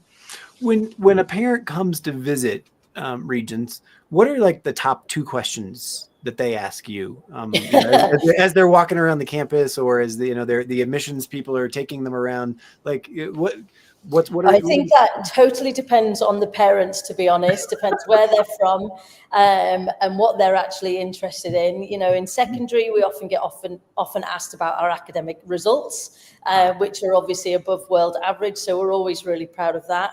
Primary often ask about well-being. What do we do to nurture our children in terms of support? Similar questions that you've had. You know, I think we're very competitive with sport as well. So if they're particularly interested in sport, I mean, we're one of the most successful schools in the area with our sports program. So some of them will ask about that and about the sports programs that we run. We're also part of Fabicia, so we're proud members of Fabicia. So we get to network with schools across the globe, specifically obviously from, you know, the China region all the way down to the Philippines. We get to compete internationally, and we're in the top groups for those sports. So I know a lot of our parents who are interested in that focus on that. So it really depends on the age of the child and what it is that they're coming to the school for, in the kind of questions that they ask. You know, they often ask about food. What do we feed the kids is something parents talk about a lot. I think that's standard in a lot of schools. We actually invite our parents in. They're welcome every week to come and try the food in the canteen. We have a food committee, and they were involved in our catering contract rehiring, and we get them involved. You know, we really work with our parents. We want them to feel that they're part of the school. We have a great parent support group. I think they're in school every single day, but they have activities every week, from yoga class, hiking class, language classes. We do workshops for parents. We invite them in for school events. So we really value their input into the development of the school. So yeah, the questions they ask can vary considerably. Yeah, but sure. I guess you're a parent, I'm a parent. I guess, yeah. Whatever we're most interested in, right? Talk to me about languages for a second. We have a question from our community out here. specifically about how many hours per week students speak, are engaged in language activities in their classes, and what type of fluency that you expect, as they come out of the school, assuming they were to follow a program all the way through? So most of our students are bilingual actually, but we teach languages from pre-nursery up. So all of our children start with Thai, and they study Thai and English in the very early years. When they move into year 3, we then introduce modern foreign languages as they're widely known. So we have quite a wide group. We offer Mandarin, French and Spanish in addition to Thai. We also offer Korean and Russian for first language speakers. So we run those languages really from year 3 upwards. And it's a good chunk of their timetable from year 3, actually. It increases as they get older throughout the school. We actually, in year 3, offer a rotation program so they can try out all of the different languages. And then in year 4, they choose their language. And we encourage them to stick with that language all the way through school with us, because we do expect them to become fluent within that language as they get into secondary school. The idea being that when they are at the IB age, they're able to take it as a language B option rather than as a new language. So we are, I can't remember our exact percentage, but we have a really high number of students who do the bilingual diploma, because our students are often more fluent in more than one language. Often 3. They put me to shame. I can only just speak English. So yeah, so languages is really important to us. We have a whole language team, and they work all the way across the school. That's fantastic. I love that. Another question is, you talked a lot about in pastoral care about well-being and whatnot. Do you also have a dedicated pastoral counseling team? Yes, we do. So we have 2 counsellors that work across they both work across the primary and the secondary school. So they, obviously, that's emotional counselling, but we also offer university counselling. And we also have a team of safeguard trained as well, safeguard staff who are trained for real extreme issues if they come across. And we've also trained our pastoral team to be assist training as well. So we've got everything from low emotional needs all the way up to, hopefully it'll never happen, but suicide awareness as well. And we do everything all the way in between for every year group. Final question for you is, as you mentioned that you have an expat community. Usually expat means that we're here for a few years and then we transition out and in. And so talk to me about those transitions of, bringing a new student into a program, either as a young child or in the secondary program. And is there any special way that you prepare them for departing to, whatever the next adventure may be? Yeah, so we have an onboarding and an offboarding program for teachers and for students, to be honest. So our admissions team do an absolutely amazing job in terms of the onboarding program, the preparation we put in place prior to them arriving at the school. Obviously there are peak times in the year, but because of the nature of where we are, quite transient. So we have people coming and going because contracts change with families. So throughout the year group, throughout the years, people come and go. So prior to arrival, they'll obviously have touch points with key members of staff before they arrive. Where possible, we obviously put them in touch with students as well, age dependent, so they can start to build friendships. And they have a buddy program when they arrive at the school as well, which lasts as long as they need it. Some students tend to flourish faster than others, so it depends on the program. And similar with the offboarding program, depending on when the parents let us know in terms of when they're going and what they're doing. There's a program within the secondary school. If it's, we've helped students, for instance, if they're transitioning to an American school. American schools tend to struggle with the British system, probably more so than others. So we do quite a lot of preparation with the school as well to make sure they understand the curriculum that they've studied, where they're at academically, so they can have a smooth transition. But yeah, it depends where they're going in the world and what it is that they're planning to and at what point they're leaving us and how much notice the parent gives us. But there is a number of events that happen leading up to that, so it's smooth. Obviously, the more notice we have, the better we can prepare the students for that next step. Some of our parents don't tell their children until the last minute, though, so then it's not quite as successful as we would like. Again, Those parents making it difficulty. I know. Final question for you. I just want to offer you the opportunity, the same I've had with other people who've joined us here today. What haven't I asked you? What, if you were, when you give, your statement on Patana or on Regents, what is it that you like to focus on and, is most special to you about the campus? I think there's, the two aspects for me that are really key is one, we're a North Anglia school, so there's only 2 in Thailand. So we provide world-class opportunities for kids that they wouldn't get in any other school. The opportunity to work with Juilliard experts from MIT. They get to go on expeditions with people from UNICEF. They get to climb Kilimanjaro at discounted prices because North Anglia fund that. They get opportunities to work with North Anglia schools across the globe with conferences. And that's something that you can only get here and at our sister school in Bangkok. The other one is the fact that we're a boarding school. So, for people who are thinking from Chiang Mai and Bangkok about actually, we've got an amazing boarding facility. It's really bespoke and really personal. Our boarding team, we've got 30 years of experience. And our boarders actually, we're full at the moment. I think we've only got a couple of spaces in the girls' house. But we really try. I mean, I know boarding schools say home from home, which is kind of cliche to be honest. But what we've really done is we really listen to the kids on what they want boarding school to be like. So they come into my office, they have a boarding council. They talked to me last year and said, we want new bathrooms. So we renovated all of the bathrooms. They didn't all want to go on exactly the same trips as everybody in boarding. So we have so many different activities. Some go and play football after school. Some go and do touch rugby. Others might have taekwondo class and self-defense here at school. Some might have study time. We really try to personalize it for what the kids want as they would get in the home environment. It's obviously successful because none of them want to leave. But that's one of the things that, we're really proud of is that we offer a really nice bespoke boarding program, which is a little bit different to other schools. It's not just going off to boarding school. It's, you're here in a really nice, safe environment in the countryside, where we will really listen to what the kids want to make it the best experience for them. Miss Amos, thanks so much for taking time out of your busy day to talk with us today. I really appreciate it. My pleasure. Wish you a wonderful day. Thank you so much. You too. Thank you very much. And now, without further ado, I'm going to, oops, I did that again. I forgot to take down the overlay. I'm going to just have everybody sit back, relax, and let's check out Regents International, their video.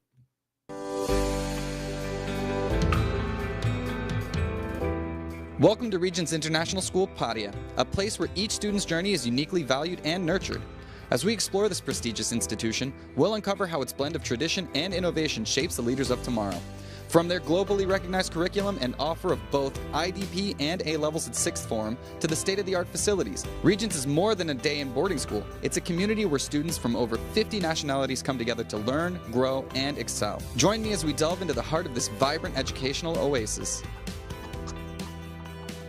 At Regents, academic excellence goes hand in hand with a holistic approach to education. Here at Regents, we have a very, very clear philosophy and values, which is not dissimilar to many schools. We focus on high academic excellence, but we really focus on a real high sense of adventure and making sure that our children are compassionate. So with that, academic excellence, we know, opens the door for our children.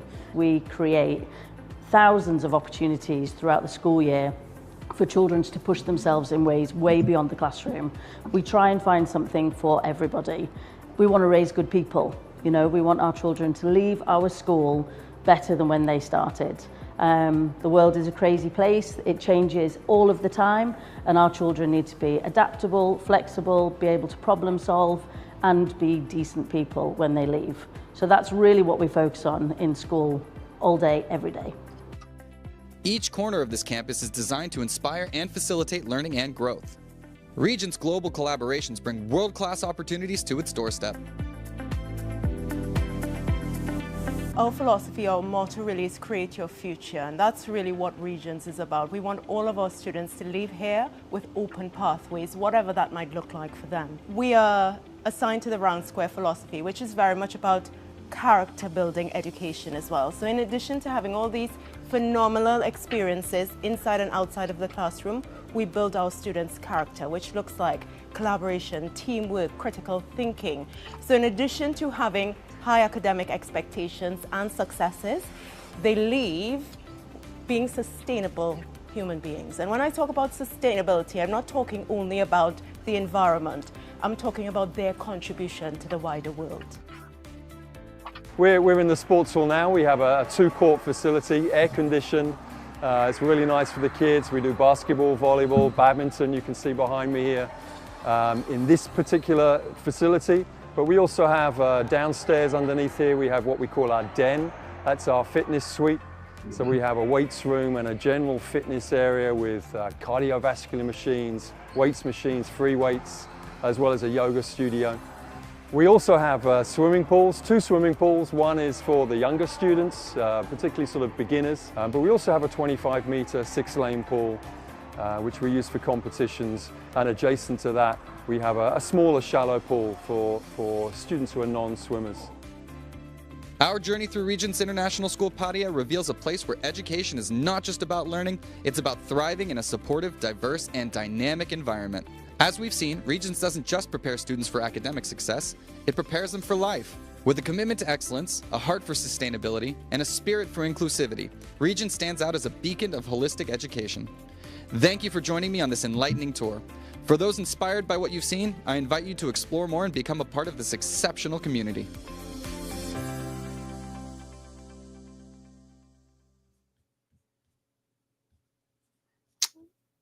All right. Thank you so much to Regents International and Miss Amos for that conversation. Really appreciate it. Up next, we have SBS International School Bangkok. And I would like to introduce them first, and then we're going to have Mr. Neil Crossland join me on the stage here to talk about SBS. SBS International Bangkok is a medium-sized boutique international school situated in the Lat Krabang district of Bangkok City and the 4th school of the Arthit Oroyat Institution. I'm going to have Neil correct me on how we pronounce that, or AOI. Whilst new to the international school landscape in Bangkok, SBS International is a unique blend of its sister schools, British International School Phuket, SBS Rangsit, and SBS International School Chiang Mai. Fantastic. Well, I'm excited to talk to Neil here, so I'm going to bring him onto the stage.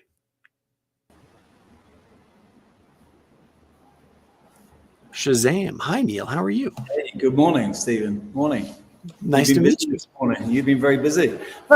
You know, it's just so fun to do a live event like this because you just never know what's going to happen, and you have great conversations. But we get to feature great schools like this. So first, before I ask any of the other questions, how did I just destroy the AOI? Tell me what that is actually. No, not at all. Your pronunciation was very good. Arthit Oroyat Institution. So yeah, you're quite right in your pronunciation. As the commentary said, we're a group of schools in Thailand that have been around for quite a while now. And SBS International Bangkok is the latest addition to the group. So we're the 4th school of the AOI group. And as your commentary said, we have an international school in Chiang Mai, SBS Chiang Mai, and a bilingual school in Rangsit, north of Bangkok. And perhaps the biggest school of the 4 is the British International School of Phuket. So, go right. Yeah, I can ask you a question. Just dive right in. Let me explain why we're the new kids in the block. I mean, yeah, what's that mean? New? They're you know, over the last 4 or 5 years, there've been so many new schools popping up. But yeah, please tell us why you're the new kids in the block. Yeah, sometimes people are a little bit apprehensive of a new school and think, okay, so what's their pedigree? And that's where I think that we're very secure in the innovative work of our other schools, have been able to guide and set up the infrastructure and the program here at this school. I've had the pleasure of working at BISP in Phuket for over 4.5 years. And then I was invited to come and set up this school in Bangkok. And it's been my privilege to be able to cherry pick the best bits of all of the other 3 schools and bring them to Bangkok in quite a boutique way. So it's been my privilege to do that over the last 6 months. And we're looking forward to opening in August. That's wow! You're opening in August. That's even better. So, I can't ask you the question, like now that you're sort of anticipating opening, what are the things that you're most excited about? Like, what makes it special to come to the campus right now? What are you seeing develop? And, when you open those doors in August, what do you mean? Like, this is the thing I was excited about. Yeah, I mean, it's very exciting to come to the campus every day because everything is different every day. It's a bit like watching your house being built around you. And certainly for myself and the leadership team here, we have the direction to be able to customize how that house is being built and how our community is being built. So it's actually really exciting. Look, we are a boutique school. Maximum is 750 students when we're at full capacity. We have a British educational program all the way from early years through to graduation at 18. So we're accrediting with Cambridge all the way through. We'll be one of the first schools to be a pathway school in Bangkok with Cambridge, which means that program is continuous and systematic all the way through from 2 years of age to 18 years of age. Our campus, because it's a new build, has been able to be shaped and designed and customized according to what we want for our 21st century learners. So our facilities are amazing. They're state-of-the-art in all respects. And there isn't a space which I'm not in wonder of, actually, when I walk around the campus. It's been extremely well designed with sustainability in mind, and will be an incredible home for our students when they join us in August. We're very international, so therefore you'd expect all of the trappings of an international school, excellent enrichment program, extensive extracurricular offering planned. Progression between each phase is very well articulated. Our teachers come from around the world. I'm looking very much for staff who can have the mindset of a new startup school and be able to bring themselves to the party and create their empire. And that requires a particular mindset from staff. And we've got some wonderful recruits from around the world. So we're very excited to be opening. We've had an incredible amount of interest and looking forward to that start date on 18th of August. Nice. What languages are you going to be offering to the school and on senior years? That's a question from one of our community mentors. Yeah, most of our students that are interested in joining us are sort of Thai heritage students who have come from an international experience or international background already. So obviously Thai and English being the language of instruction will be our foremost languages, but also students all the way from early years will have the opportunity to study Mandarin as well. So, and that's at all levels. So ultimately students could graduate from us fluent in 3 languages, or they may well be bilingual, depending on what their choice would be. Some Thai students don't have a choice, so therefore their choices would be rather limited. But our languages pathway is a trilingual approach. Wow. And when you open on the 18th, are you going to have all your levels represented? All the way up until GCSE and inclusive of year 10. So we have opened a class. We're essentially planning to open 1 class in each year group, all the way from early years through to year 10 and inclusive of year 10 IGCSE program. So that's quite exciting because our school as an international school is essentially split into 3 phases: our early years program, our primary program, and our secondary program. So our secondary program in our first year will start from lower secondary, but also be inclusive of what is known as Key Stage 4 year 10. Fantastic. What sort of learning support are you going to be putting in place? You talked about empire building. You talked about innovation. So where how are you building out that in a unique way?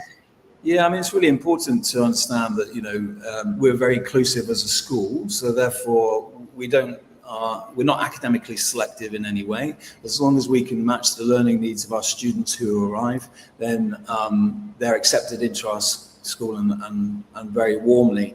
So we have a academic support team who will assist students if there is a requirement to give them that little bit extra in terms of academic support. Obviously, our teachers being international school teachers will differentiate widely within the classroom, but we'll have an academic support team. But also at the other end, there are many opportunities to enrich and extend the curriculum within the curriculum itself, but also in terms of our extracurricular offering. An example of that would perhaps be in the secondary school, where students can choose in their latter years to take a little bit more of a formal and narrow track in relation to their interests and in relation to their passions. So we know, for example, that we will have a significant number of students who will be very interested in medical science or entrepreneurial type of education. So therefore, we will help and guide and support and enrich their experience in order to be able to take a little bit more of a narrow track through their GCSE choices and through eventually their A-level choices, and enrich the experience around that with things such as internships or extended project qualification to give them that research, so that ultimately, when students graduate from us, they will have a very rich portfolio of experience in addition to their qualification. I hope this isn't a curveball for you, as we like to say in the Americas. But as you're opening a new school, what does sports look like? I'm thinking if you have if you have 1 year 10 class, that has maybe 12 to 20, like how do you put a footy team together? How do you put what does that look like? Yeah, it is tricky. Well, potentially it could be tricky. I think I've already got a football team in our upper primary years for sure. But yeah, we've got facilities which are outstanding in terms of what we can offer students.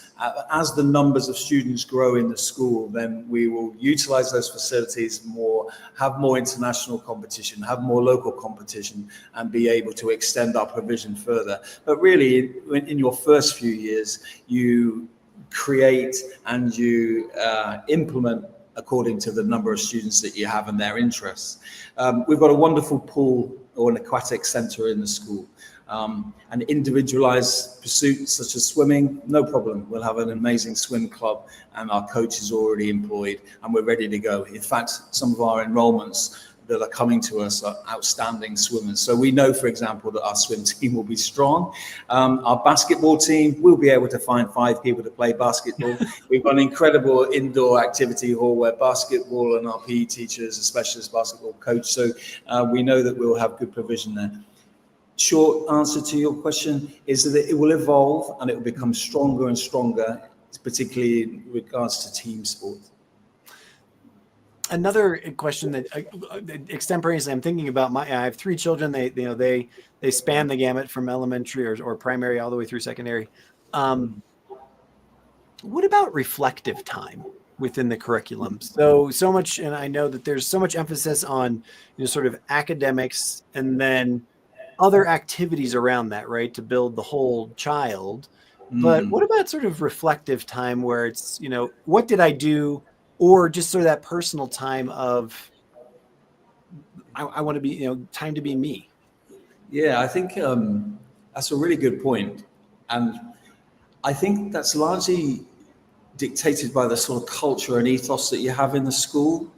The curriculum demands a lot of time. Okay, you can't ever get away from the fact that the curriculum demands time.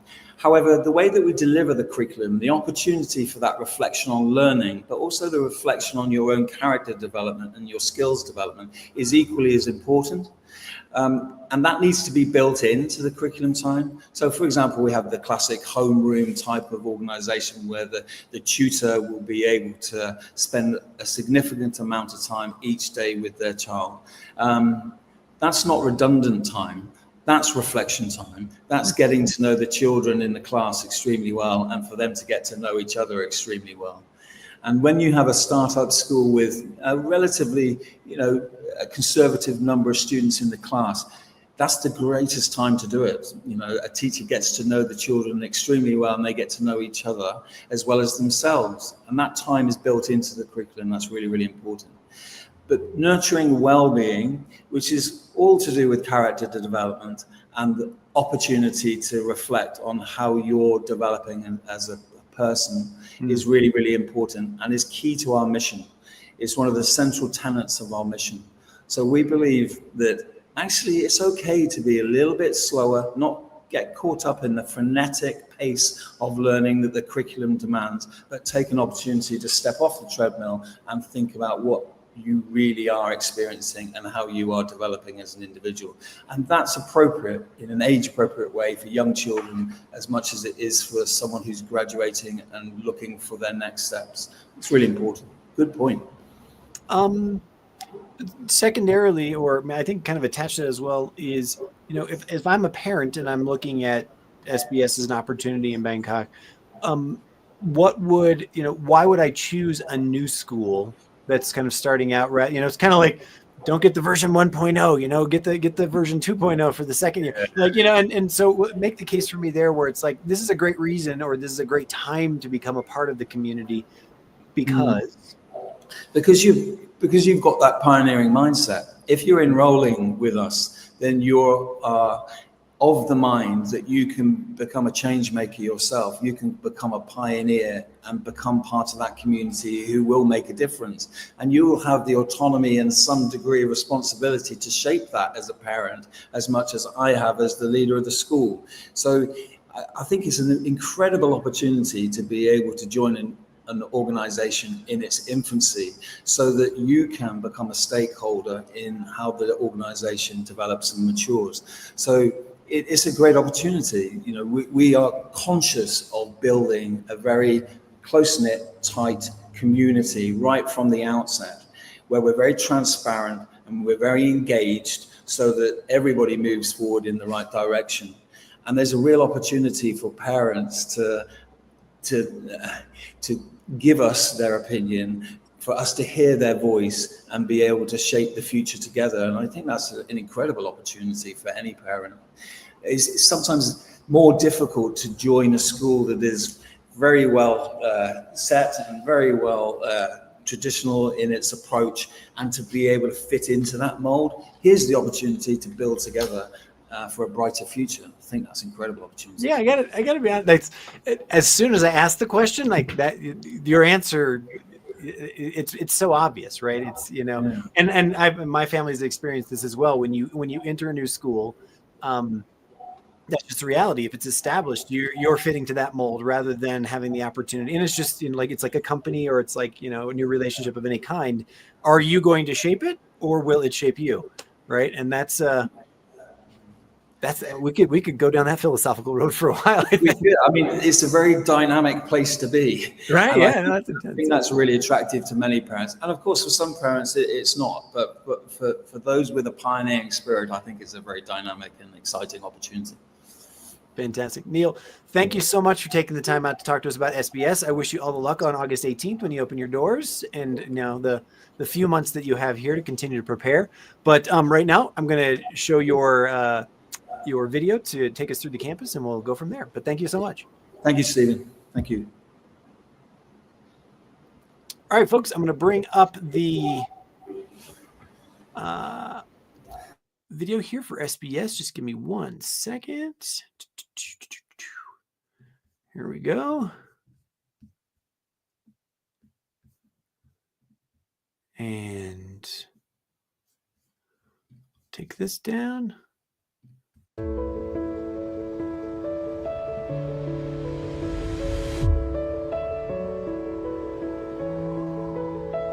Welcome to SBS International School Bangkok, the leader in bilingual education, medical science and STEM, where we usher in a new era of education driven by innovation.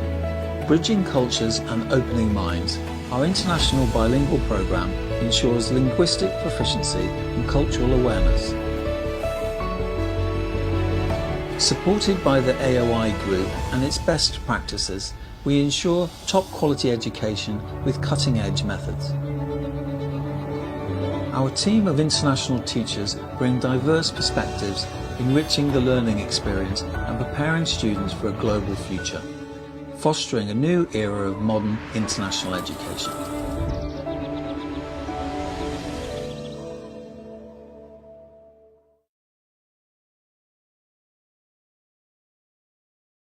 Thank you once again to SBS and Mr. Neil for joining us today. Really, really appreciate it. I am going to now take us on to our next school here. And that will be St. Andrews International School, Bangkok, which is a Nord Anglia education school as well. St. Andrews International School, Bangkok is one of 73 schools in the Nord Anglia education or NAE family. They offer a British education curriculum with an international perspective that begins in nursery and leads up to IGCSEs examinations in year 11 and culminates with the International Baccalaureate diploma after completing year 13. They are an inclusive school that invites children from all backgrounds and abilities to participate in the educational offerings in their diverse campus.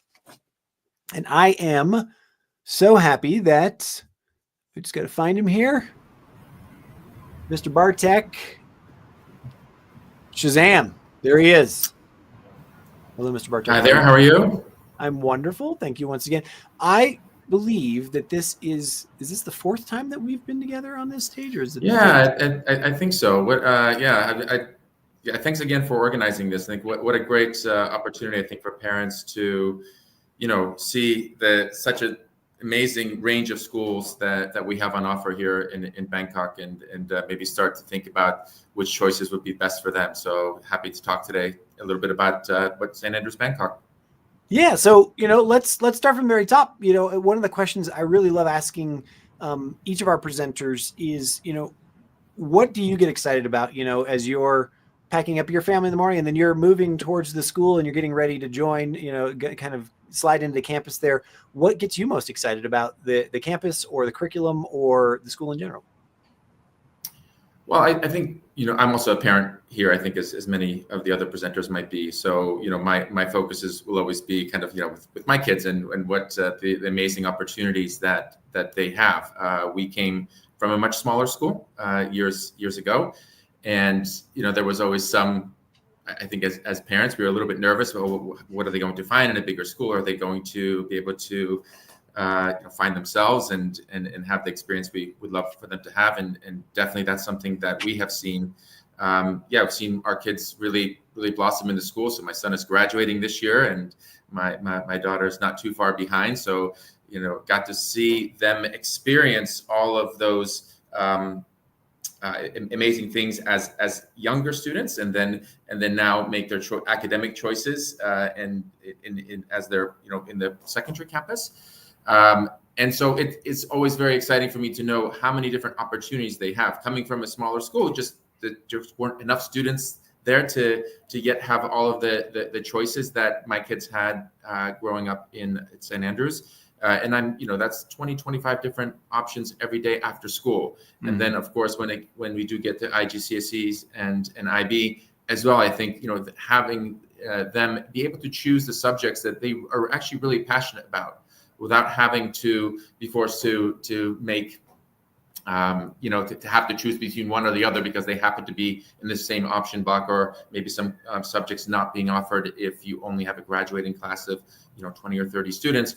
For us, our year groups in Key Stage 3 are 200 plus students. Mm-hmm. And so just having all of those opportunities for them to explore these different interests, make friends around common interests, which is a really, I think, effective way to build community, and hopefully have the students experiencing lots of happiness in the school.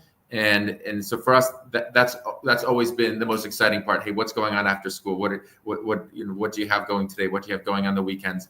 And we've just been able to grow the school in such a way that it's not just for one particular profile, but it's for the student who's more sporty, the student who's very focused on their academics and wants to extend themselves further, for the student that is more art or creative art focused. Having those pathways for students, it's great. It's always so nice to see your own children thrive in that kind of environment. I love it.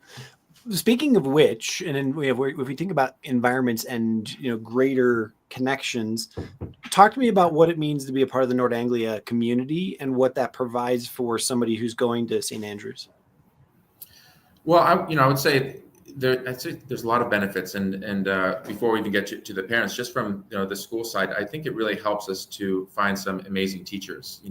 We have these collaborations with Juilliard, which many of you may know, for music, drama, and dance program. We have a collaboration with MIT that fuels the science and technology side, and so I'm sure you can imagine if there's a job advert out there for a dance teacher, a music teacher, or a technology teacher, and they see those names associated with our school, we're going to get lots of applications, which really allows us to find the teachers that fit our ethos and the teachers who are most excited about what they're doing. I do talk about this with parents all the time, which is that will have the biggest impact on the success of a school. It can be a very old school, it can be a very new school, it can have different curriculum available, but ultimately it will be the teachers who will have the greatest impact on the success of the school. And by success, I mean getting the kids excited about what they're learning. And by extension, if they're excited about what they're learning, if they're happy at school, they will do their best. And ultimately, that's where we want all of our kids. So and then I think through those collaborations, we do get visits from these institutions. They come and they look at our curriculum to see how we can continue to evolve. They run workshops for our teachers. They run workshops for our students, performances for our parent groups. And so I think we are able then to really grow these programs in a way that, ultimately teachers do come and go, and we have a average length of stay of 6 years for our teachers, which is quite significant. Wow. But eventually teachers do leave the school, and they go on sometimes to another Nord Anglia school. And actually have to update the information that we provided for you. We actually have 88 schools now around the world. Oh,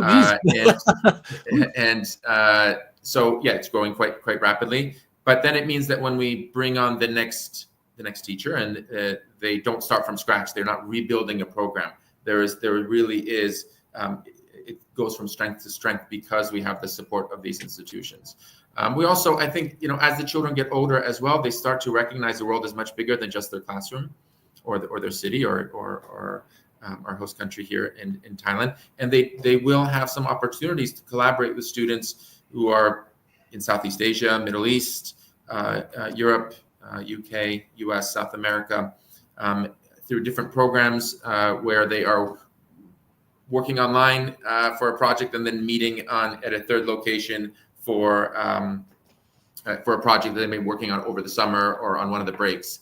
And so, having those opportunities available to them through something we call Global Campus, it just opens up, I think, their world a lot more. I think there's a greater sense of community because of that.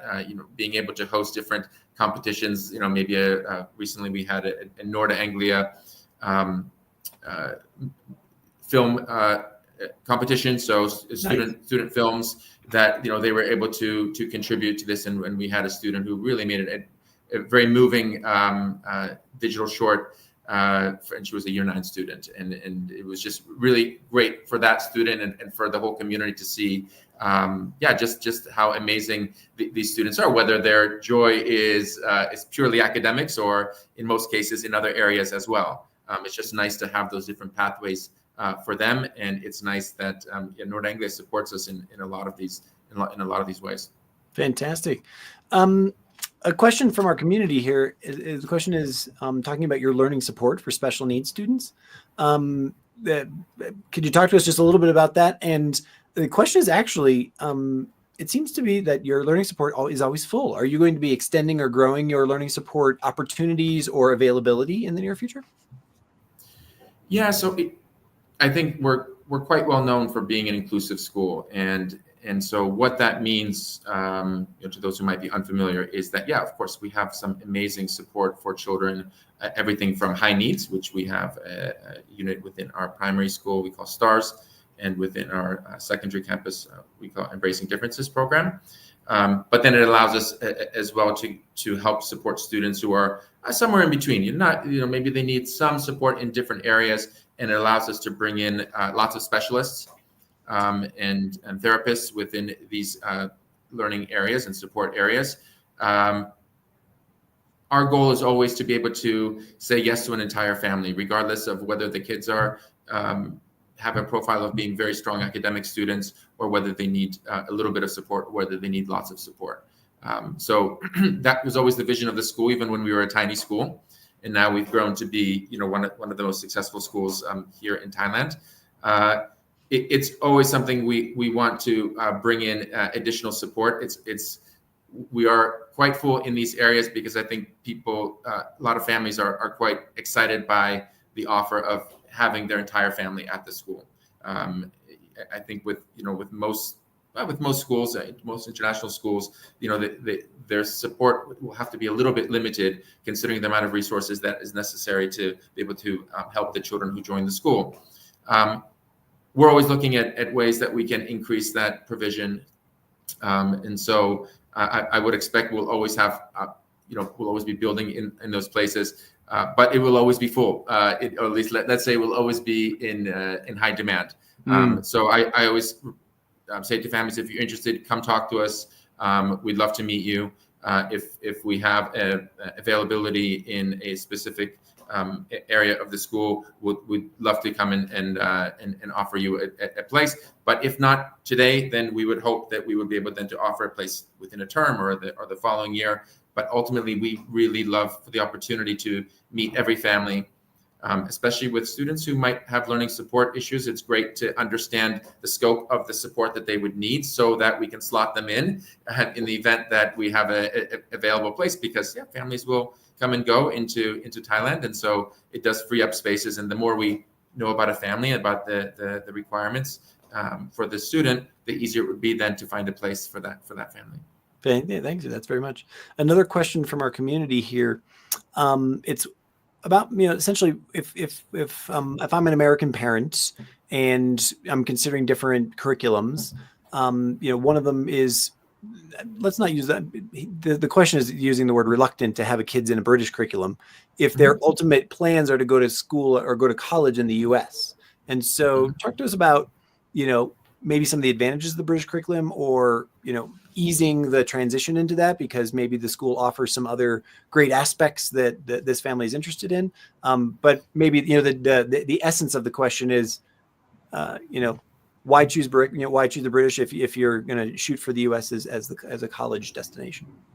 Sure. So, well, I guess I'm a good example. I did grow up in the US, and my kids also came from a US schooling background, and for me, I would say that there is, as a parent, it's quite nice to have a national curriculum, just to be able to help follow along. In the US, it doesn't quite always work that way. I think it depends. It goes state by state, sometimes county by county, in terms of the way that the science curriculum might be covered or history might be covered. But I would say that there's a little bit of comfort just to having a national curriculum that I can look up and see, right, okay, my child is year 5, here's what they're going to be covering. I can kind of help them in a way and support them at home that will lead on to the next topic within the curriculum. So there is definitely something nice about that, especially if families are moving around the world. It's nice to have a national curriculum that they know if they go from year 4 in one country, then move to year 5 in another country, the content that will be covered will be maybe similar. Now, the quality of the school, I think, is we see the quality of the school when we see how they deliver that content. And so for us, we really focus on making sure the kids are incredibly engaged with what they're doing. They are they're learning around different, especially in the primary school, around different topics. These topics get them very excited about what they're doing. The classroom looks very different from when I was a kid. It's not just one teacher speaking at the children for the entire day. It looks very different than that. And it's where a teacher will introduce the lesson, but actually it's the students who are very, very involved throughout that lesson, working with each other, and the teacher and maybe the teaching assistants in the classroom will be there to support those kids. And I would say that approach has a lot of things in common with the top American curriculum schools, with the top pure IB schools. And so I would say there's probably more in line with how schools deliver the curriculum, whether it's an American curriculum school or whether it's a pure IB school. I would say we have more in common with a school like that than with a school that would have let's say, a more traditional approach of a teacher speaking at children for the entire day. We have the U.S. population here is quite big. We have about 160 American students, quite a few from the embassy as well. So, and then a lot of our graduates end up going to the U.S. They do finish with an IB diploma.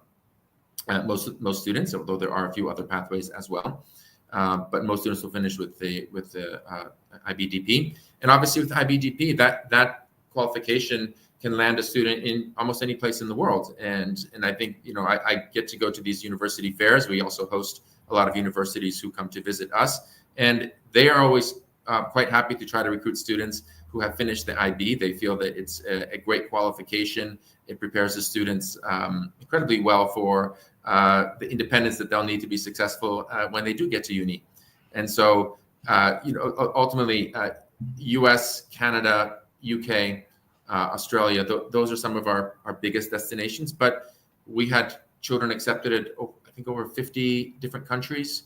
So it really, it's in the last year. So it means that I think with an American family that's interested in final destination of being in the U.S., I think they're going to find a big cohort of other families who have that same goal. And so we have 4 university counselors here that help our, this is what I've just gone through with my son, help children try to focus which schools, which countries that they're most interested in for after graduation, and of course helping with preparation for essays and also just trying to figure out kind of those top tier schools and maybe some of the schools which are not quite as strong. Just having a good approach to university admissions. I think we have a huge team here, and it's really helpful for those students, whether they're applying at US or any other country around the world. Fantastic. Thanks. Appreciate that. Talk to me, sort of last question for you about community at St. Andrews, because you just mentioned, your graduates went to 50 different countries for, their destination for universities. You said you have 100, some odd families that are American, or 100 some odd students that are American, but you have a bigger campus. What are the opportunities for parents to be involved with, what's going on in campus at the same time, cross-campus activities or, competitions with other schools and those kinds of things? Like, talk to me about that, the milieu of sort of community opportunity. Yeah, thanks for asking that, because I do get the sense that's definitely one of the strengths of the school. So the community, that was always one of the concerns as we grew from a smaller school to a bigger school. How do we keep that community? And I think a big part of it does go back to the inclusive nature of the school, meaning that all the families who are here have a very common vision of what a school should be providing to the community. And so there's a buy-in from the community. This is what we want from our school. And if it's not what they want, they're looking for something else, no problem. There are other schools that offer a different approach. But it means that everyone that's within the school, I think they feel quite strongly about supporting all the students that are in the school and how we are as a community. And this inclusive approach is not just to admissions.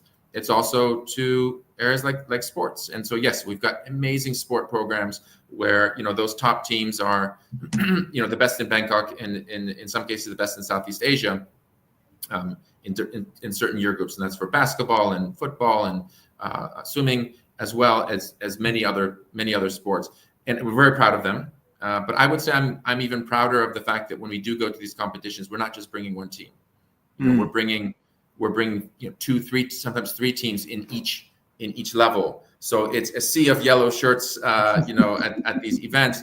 And maybe some of these kids wouldn't have the opportunity to play otherwise. And that's, when I was growing up, that was always the case where, either you're good enough to be in the team or you have to watch your friend who is good enough.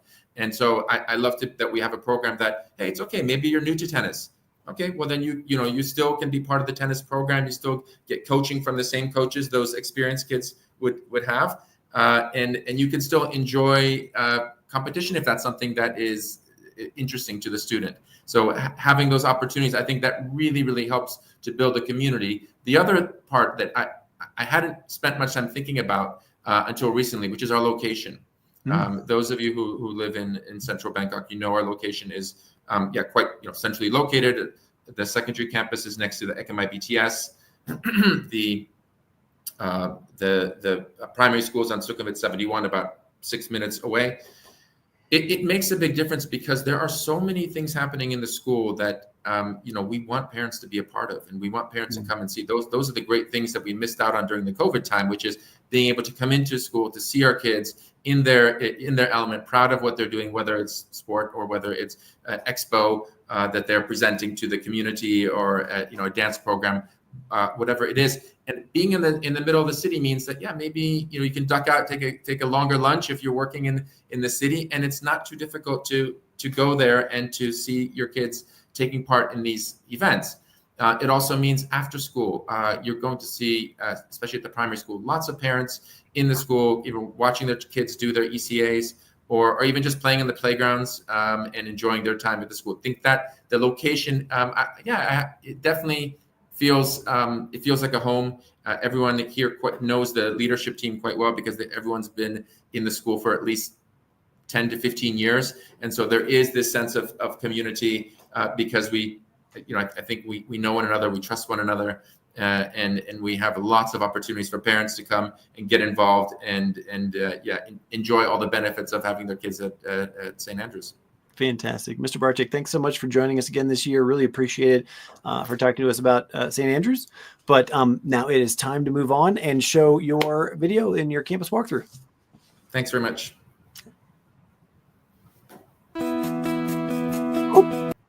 Let's make sure we take down that overlay first.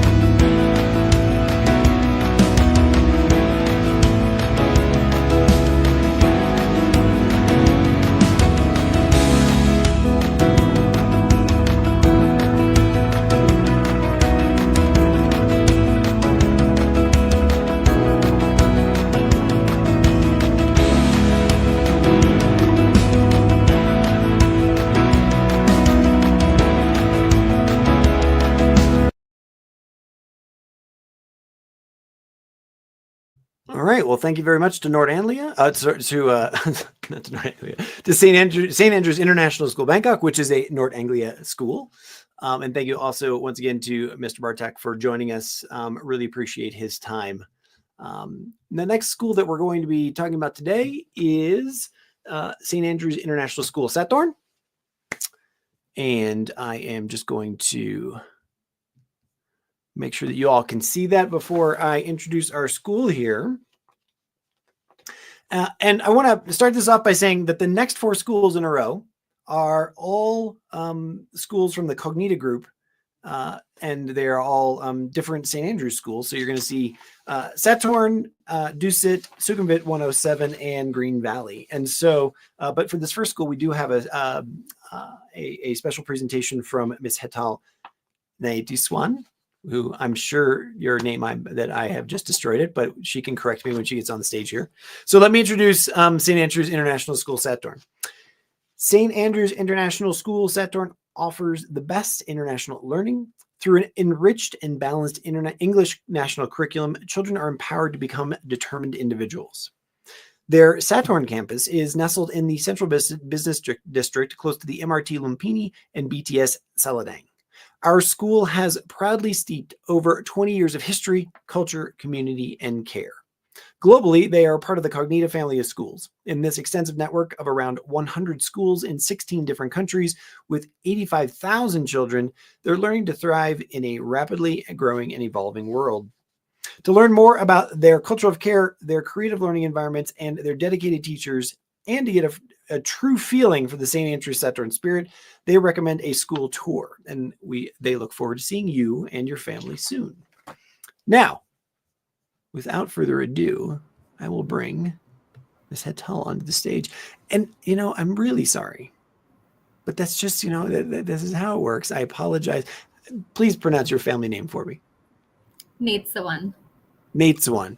Especially, when you read it for the first time, it's nice, and it doesn't just flow off the tongue. I apologize. No. Ms. Hetal, thank you so much for taking the time out of your day to speak with us about St. Andrew Sathorn. I've asked this opening question to our other four or five presenters that we've had throughout this morning here. When you sort of get up in the morning and you're on your commute to the school, what are you excited about? What's the thing that's on your mind and you're saying, wow, I'm going, and this is the reason why I'm excited to go to my job today? All lovely, smiley faces that you get to see in school. All the children that walk through that gate and are ready for yet another day of learning. That's what gets me excited. And also the best part of St. Andrew Sathorn is that it's a community feel. So it's not just that parents drop children off at the gate. It's that parents can walk with the children, walk all the way to the classroom, have that conversation in the morning with the teachers, and then from there, their day goes on.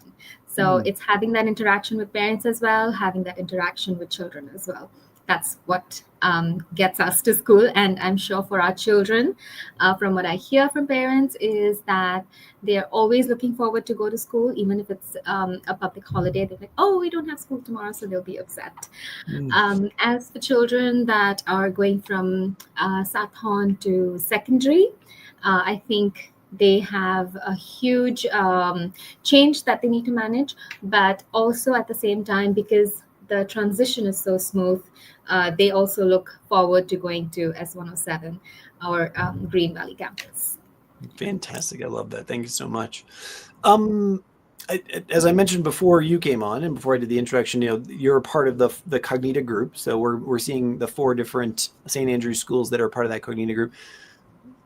Speak to us about what does that mean? How does that, from your perspective and your opinion, what opportunities does that offer? What unique perspective or unique pieces does that bring to the St. Andrews experience? So because we are 4 schools within Thailand, that is the Dusit campus, Sathorn campus, and S107, that is Sukhumvit 107 campus within Bangkok. Parents have the choice to send their child to a St. Andrews school, but they can decide which location. So say if parents have their office somewhere in Sukhumvit, we would suggest to them that the child goes to S107. Also commute is the travel time that is taken to reach the school is also a very important factor. If it's a little one, then we do not want them to be sitting through traffic for an hour. So that's how we make the right help parents make the right choices. If we do have families that are down near the Green Valley campus, then we would suggest them to go and visit the school over there. Okay. And as a part of Cognita schools, because of course we do have, as if I am to look at the average, I think we have about 40 plus nationalities at each campus. So understanding that our parents do move jobs, they move countries, we do have a wide network of Cognita schools. If our parent is moving to another Asia school, is moving to another country within Asia or any other region that we have a school in, we would suggest them that you can move into a Cognita school, and the transition is seamless. So all the documents, everything that we have about their child at a, say, for example, St. Andrew Sathorn, we would share that with the admissions team at another school, let's say in India, Chirac, or in Singapore, it'd be Stanford. And we connect them through, so then, it's just easier because they know us. We help them make that connect. Well, that's a pretty big advantage. I like that a lot. Yeah. Talk to me about the different curriculum that you have, or the different activities that you have on the campus that are available to the students. Like, is there a sports emphasis? Is there an arts emphasis? Is there a science emphasis? Maybe all of the above? All of them. Yeah, we have all of them. Apart from these, we also have ECAs that are after-school activities. We call them extracurricular activities. We have about 100 plus for parents to choose from. So these happen an hour after school, and children are given the opportunity to take part in maybe a football club or a sewing club or a slime club, or it could be robotics, could be Minecraft. Or the offerings are endless. It's really a lot for parents to choose from. And term wise, these change as well. So children can choose for term one, say for example, if they want to do football, they can do that on a Monday, and then in term two, if they wanted to do something else on a Monday, they could choose. And same with for term three. So the choices are so many that children can learn to explore. They can see where they fit in, what their interests are, and parents can also guide them accordingly. Teachers also guide them accordingly. So it's not just sports, arts, music, it's much more than that. Yeah, I'm sure. Okay. We have a question from our community, and the question is, if my child starts in primary Sathorn, are they guaranteed a secondary place at Sukhumvit 107? I would say guaranteed with an asterisk. And the reason why I'm saying that is S107 is also gaining a lot of popularity now. That we have the new head of school, Miss Caroline Radcliffe. And although we do have children at Sathorn and Dusit actually, that go into S107, because we have only 4 classes of year 7 in S107, we do suggest and recommend our parents to go into the school, have a look. We have transition mornings where head of school 107 comes here, and also the head of secondary, he would come to talk to parents, explain to them what the transition would look like, what 107 would look like for their child. And that's how parents are then given that opportunity to make an informed decision whether they want to send their children to 107. Every single parent that would come up to me and ask me that, can I leave it until the last minute? My suggestion would be, I think you should secure your child's future right now. So don't wait until the last minute because you never know. What if there isn't a spot left? Sure. Yeah. I'm as a parent myself, I don't know if you've heard any of the other interviews. I have 3 kids myself, and yes. It's just one more thing. Like, wow, I've got to be competitive about my kids as well. So it's yikes. That's fantastic. Talk to me about learning support across, maybe just at Sathorn or across the different St. Andrews schools. I know it's important for a lot of parents, both for learning needs, for special needs, but also for gifted and enrichment programs as well. So what types of programs do you offer there? We have speech and language. We have English as an additional language. We also have a school counselor in school for children that might need support. Okay. Are there also enrichment activities for the student that excels? So someone who is excelling academically, or maybe in they are challenged further. Yes. Children at all classes, every single classroom. The teacher will definitely challenge every single child further. So if a teacher finds out that, this child has completed her task, let's say, for example, within a minute, whereas the other children might be taking 5 minutes, the child's teacher will then challenge that child further to say, okay, let's do this next. So it just doesn't stop at that. So that's the reason why we say that at St. Andrews Sathorn, we personalize learning for the children. Because we try to understand the child, and depending on that, that's how we continuously help them grow.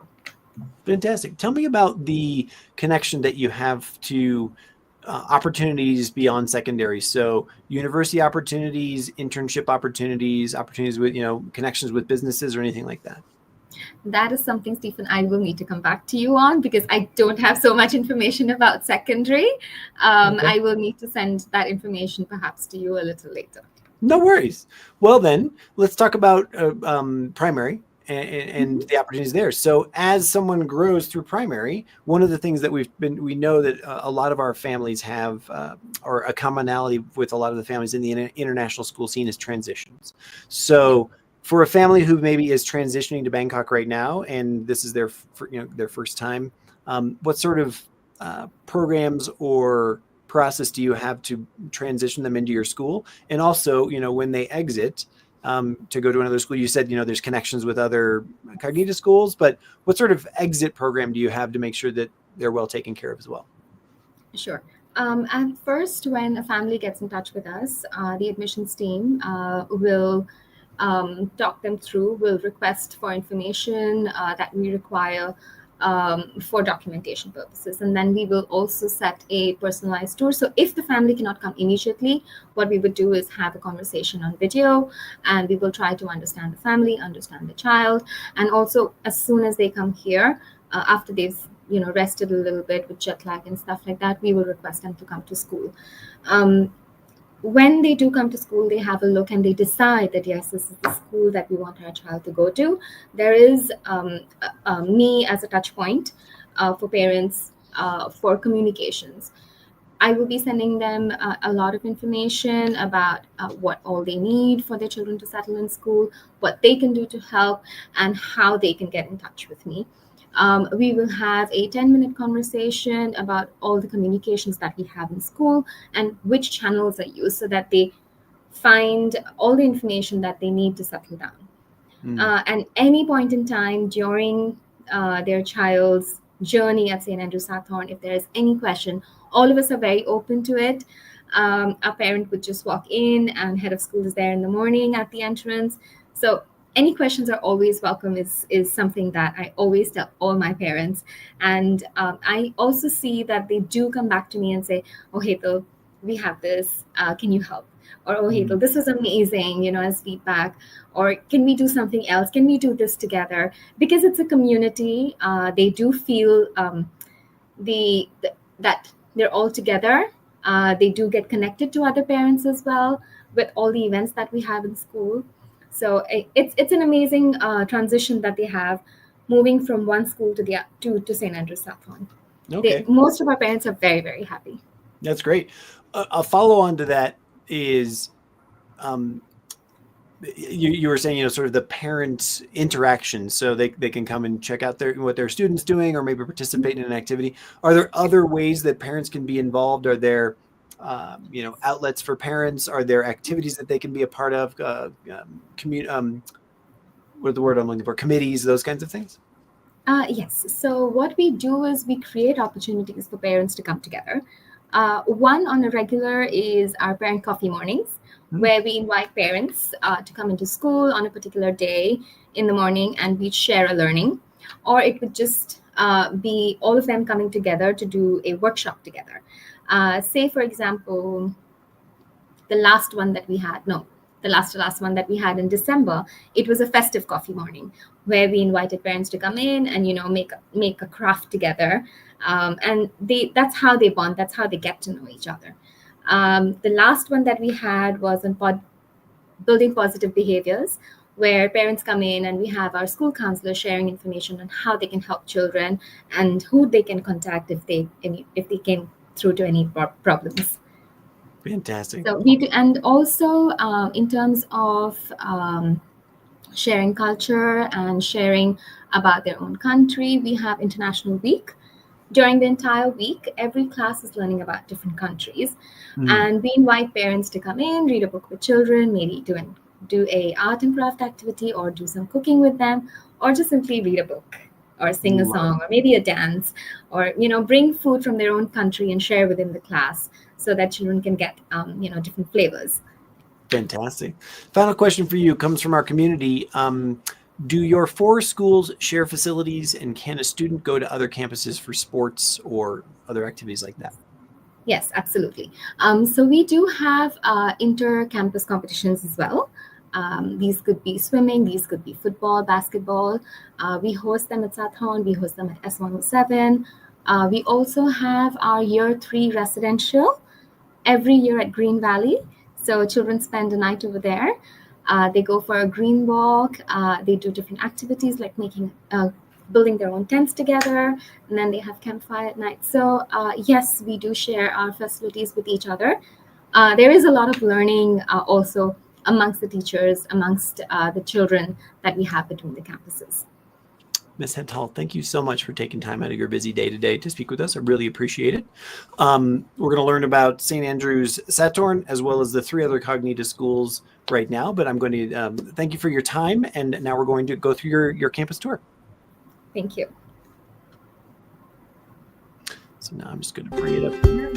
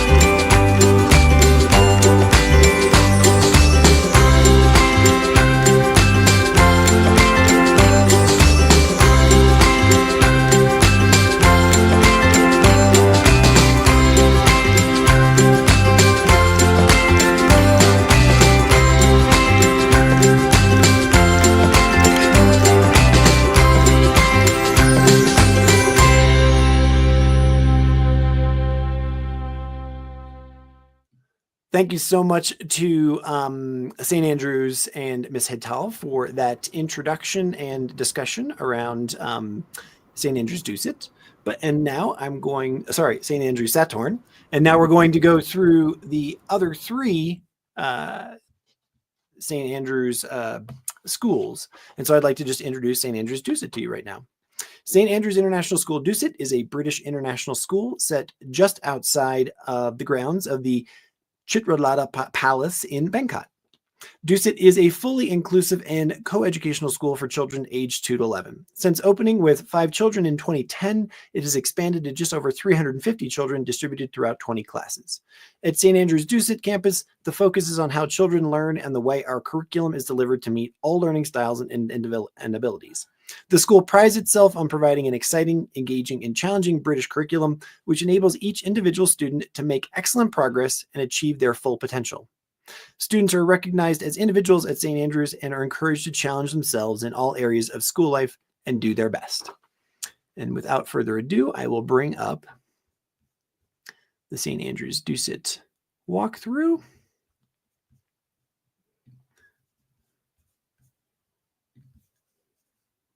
And away we go. Being in reception is a really exciting time for the children. They're not only learning how to read and write this year, but they're also learning so many new skills in maths as well. It's so exciting to see the children developing their learning independently while we follow their interests and explore the environment. One of the ways that we support the children in reading and writing is through Drawing Club. This is a really fun activity which engages the children through their imagination. We'll explore a story together, go through some key vocabulary so that we're always generating new vocab and adding to that. And then we will explore the story either through the character, the setting, or the narrative. We will draw our picture, and then we will have lots of lovely discussions where we share language, and then we will even hide letters, numbers, words, and now sentences in our pictures, which will activate a secret message or moment for the children. It's a really fun way to get the children excited and creative about reading and writing. In maths, we've been focusing on subitizing, which is like a foundation skill for all other math skills to be built upon. We've been exploring numbers, number bonds, we've been counting up to 100 days of school, which we have just celebrated. The children have had a great time, and they're always seeing new numbers in the environment and creating their own number problems and solving those while they free flow in open learning.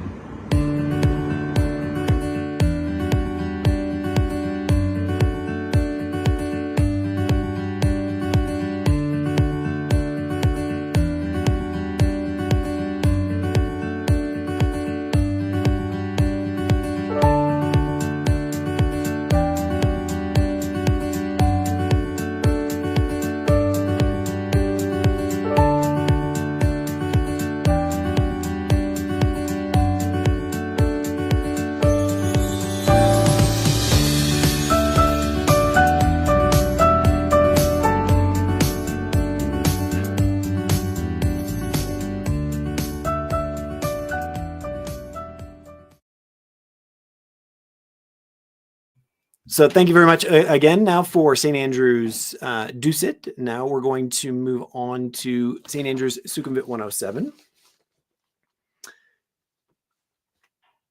St. Andrews International School Sukhumvit 107, S107, is an inclusive British school for children aged 2 to 18.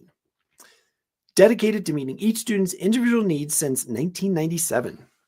As a part of Cognita, a global network of over 70 schools across 10 countries, S107 upholds a commitment to excellent teaching and student support, ensuring every child reaches their full potential.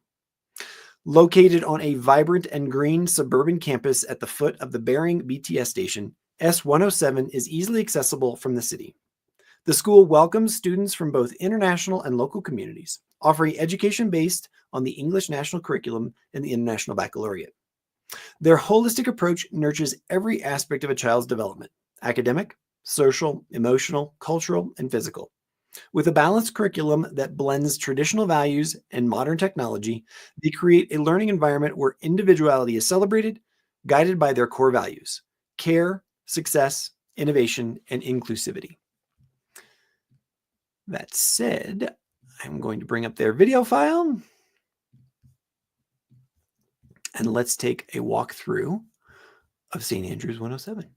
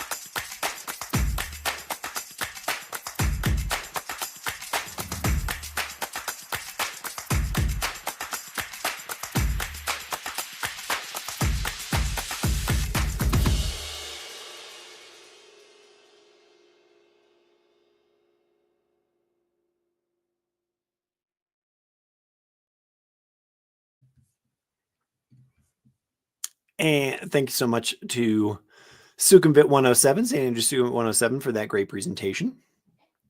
The final school in the Cognita, the 4 schools from the Cognita system, is St. Andrews International School, Green Valley. St. Andrews let me try that again. Apologize.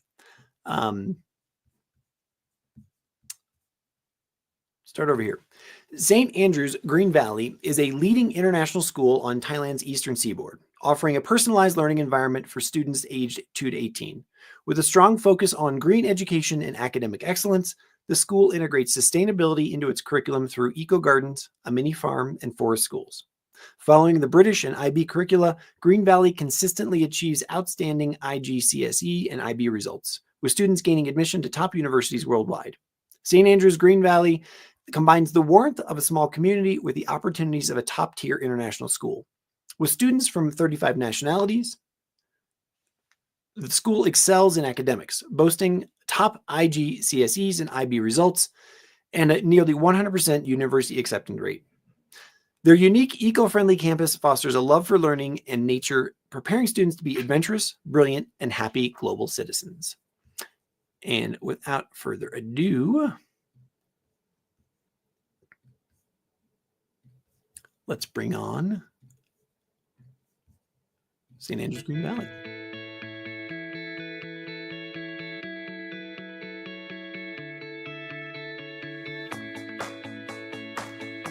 Welcome to St. Andrews Green Valley, a place where innovative education and environmental responsibility come together. Join us as we explore how this unique campus is shaping the future of eco-literacy.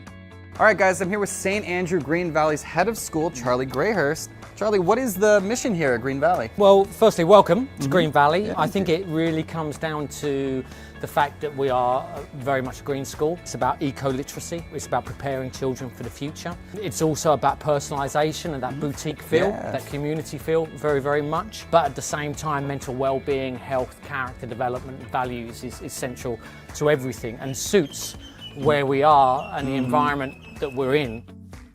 At St. Andrews Green Valley, their state-of-the-art facilities are more than just spaces for learning. They are a testament to their commitment to sustainability. From energy-efficient classrooms to eco-friendly resource management, every corner of their campus is designed with the planet in mind. Interactive learning is key to understanding our environment. Students engage in real-world experiments and activities that bring to life the concepts of ecology and conservation. So today, this is one of our units of inquiry. We try to integrate something we call them central ideas into the British national curriculum with a focus on eco-literacy. So for the last 6 weeks, the kids have been studying electricity, but our focus is sustainable forms of electricity as well. Okay, so what do we got going on back here? How to use electricity safely. Cool. Now, how do we use electricity safely? Can you tell me? First of all, if your hands is wet, please don't put them in a socket because you might get shocked. Yeah. Just like this one. We don't want that to happen. What else can you tell me? Never fly a kite around power poles. Yeah, that Or does near seem, them. that seems like good advice. Do you have any more advice for me? Always unplug your devices when they're charging overnight because it might cause a tiny fire. Their eco-literacy program is at the heart of their curriculum, aligning closely with the United Nations Sustainable Development Goals. Here, students learn not just about environmental science, but how to live it, breathe it, and lead it. We're in our forest school here at St Andrews, and I'm the forest school leader here, and absolutely love it. Basically having fun and connecting with nature. And what I try to do is match up the children's learning in a classroom and also bring it outside. It's the experience and it's also the place. Every day at St. Andrews Green Valley, students practice sustainability. From recycling projects to composting, these daily actions instill a deep, lifelong commitment to an eco-friendly lifestyle. All right, guys, I'm here with superstar student Ola. Where are we right now? In the Green Valley Garden. Can we go and check them out? What do we have here? Papaya trees. Papaya trees. What else do we have? Some cucumbers. Cucumbers? They're not so big cucumbers, but here is a big one. Where is it? Can you find it for me? Here. Looks almost ready to eat. It is ready to eat, but it can get huger. Here's some pumpkin. This is lime. Here's some spinach. Come on. So what is it that you like about gardening? I like to plant plants, and I like the smell of flowers. Well, anyways, Ola, thank you so much, man. Can I have a high five? Good job, man. Oh, I'll take the lime too. Thank you so much. You're welcome. Eco-literacy extends beyond the classroom. Their diverse extracurricular activities empower students to express themselves in unique and impactful ways. At St. Andrews Green Valley, technology and eco-literacy go hand in hand. Their students use cutting-edge tools to study, analyze, and find solutions to environmental challenges, preparing them for a future where technology drives sustainability. Ecoliteracy fosters ecoliterate students, and ecoliterate students or people have a really good understanding of the complex natural systems of our world. And through ecoliteracy at Green Valley, so through our curriculum where we embody a holistic approach to learning, we hope that our students will have a better understanding of the limits of those natural systems and therefore make pro-environmental choices towards harmonious communities in our world. St. Andrews Green Valley students are not just learning about environmental responsibility, they are becoming ambassadors for it. We invite you to be a part of this transformative journey at St. Andrews Green Valley, where education is the first step towards a sustainable future.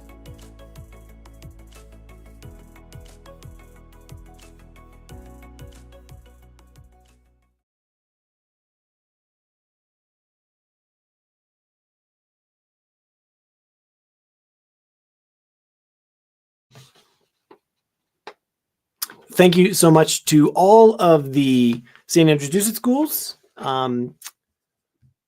for giving us those presentations. We have our final school today, which is Wellington College International. And we also have a guest who was with us just a few seconds ago. I am just making sure that he's up. There I see him in the background there. Wellington College is coming up, or there are Jane and Charlotte are in the background there. I see them. So I'm going to now introduce Wellington College.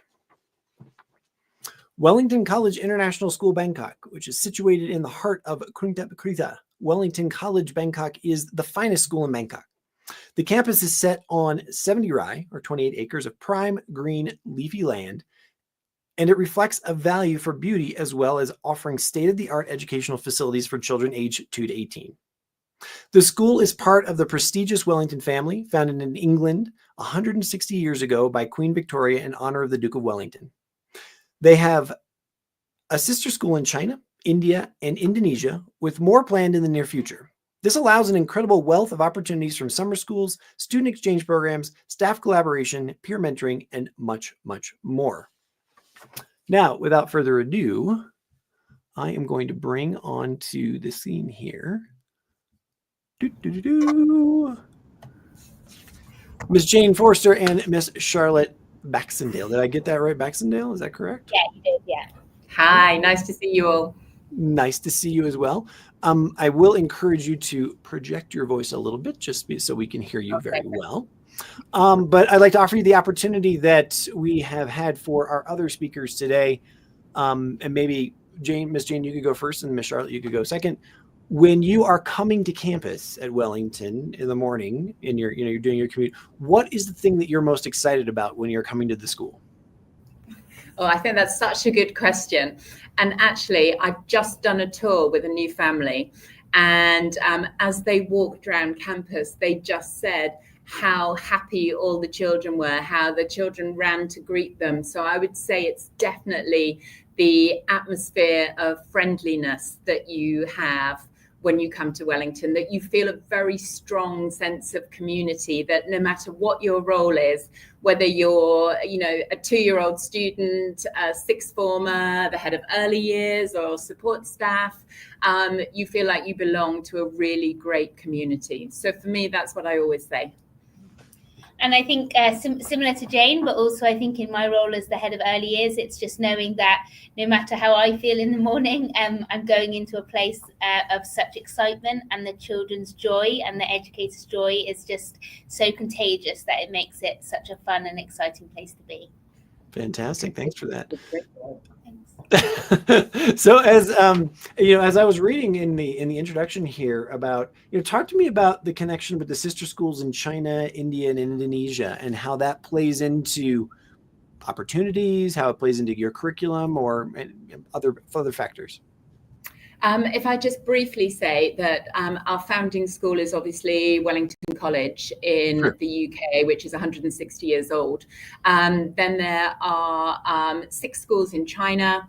And then we have Wellington, Bangkok, which was opened in 2018, a development program which includes India.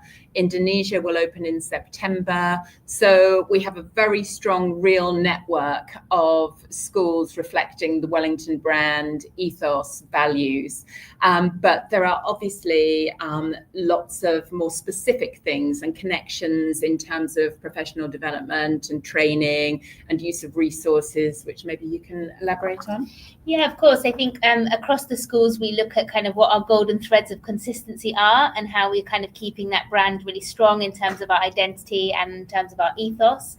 We've had some exciting projects across the group recently, things like looking at how we can really embed character traits in our young children and looking at kind of how we standardize that across the group, whilst also being kind of culturally sensitive to our different situations.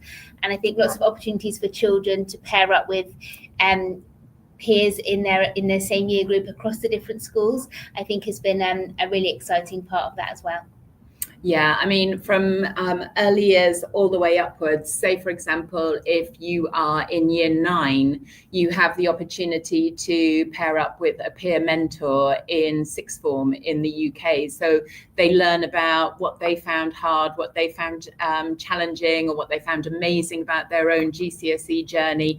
And they get to have a kind of personal touch and a more global touch as well. So they're doing IGCSEs, but what does that mean? How does that manifest in the UK? So it just gives them another sense of the family, if you like. I love it. I love all those connections, and I love. I'm always fascinated by the intercultural connection or the cross-country connection. When you can reach out, you can speak to alumni, or you can speak to other people within the system. That's always fantastic. Talk to me about the parent community and the parent involvement in Wellington. As what are the opportunities that parents have to come on the campus? What are the opportunities that parents have to be involved in the journey of their child? Those kinds of things. In general, I would say that's one of the first questions that new families ask us when they come on their first tour. Do you like parents coming on campus? And the answer is, we love it. There are so many opportunities all through the day, from drop off and pick up, through parent workshops, through open classroom sessions, parent teacher conferences. But I think never is it more strong than in the early years, where there is a daily connection, which maybe Charlotte can elaborate on. Yeah, I think for us, it's super important that we are a partnership, and we know that our children get the most out of it when there's a real connectedness between the teachers, the parents and the children. And we try and foster that straight away from the beginning, especially because when they come in the early years, our families are giving us their babies, and they're putting a lot of trust in us, and we want to show them they're taking kind of a risk in buying into what we're about, and we want to show them really transparently this is exactly who we are. So from that very beginning, we have stay and play sessions where the parents can be in there. We have one-to-one meetings. There's a chance every day to meet the class teacher. We also have online messaging. We try and have the parents in 2 or 3 times a term to be in the classrooms participating in learning experiences. And we also recognise the cultural differences in kind of our education system. So when we want to teach the children how to read and write, for example, we really want the parents to have an understanding of what that journey looks like, and from our perspective, because we know that might be different to kind of how they learn. But yeah. Fantastic. Yeah, definitely. I think that we always say that it's a triumvirate, that it's really important that the parent, the teacher, and the child all work together to get the best end and the best journey for each individual child. And every single triumvirate or triangle will be different, and every single journey will be different. But it's your child, and we want you to feel like you're part of this process. I don't like it when people talk about schools where they just hand their child over in the morning and then pick them up in the afternoon. It's not like that here. And it genuinely reflects in our parent community, the Friends of Wellington, who are really strong. They want to do great things for the school. They've just organised this amazing fun run, the best Christmas fair in Bangkok. And they do those things for the school because they're doing those things for their own children and for everyone's children. And, one of them said to me once, we do it to make the children smile. And I think that's actually just such a lovely message. We're all doing everything because we want to see the children smile and be happy. I love it. We have a couple of questions from our community. The first one is, can Wellington tell me if they offer scholarships for Thai gifted students? We offer scholarships. We have academic scholarships, which are available in year 9 and year 12. So we have some of those, but they are very, very limited. And, if you are a gifted student, definitely talk to us about those if you're in the right age group. We also have some support in the form of sports and music scholarships. So it's definitely something, if you feel your child is really gifted, really talented, please talk to us in admissions and we can explain the process to you.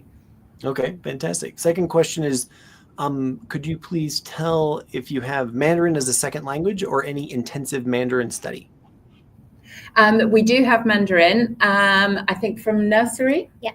The Mandarin program in nursery goes all the way through to years 5 and 6, where you can choose between Mandarin, French and Spanish, but all students will learn Mandarin between nursery and year 5.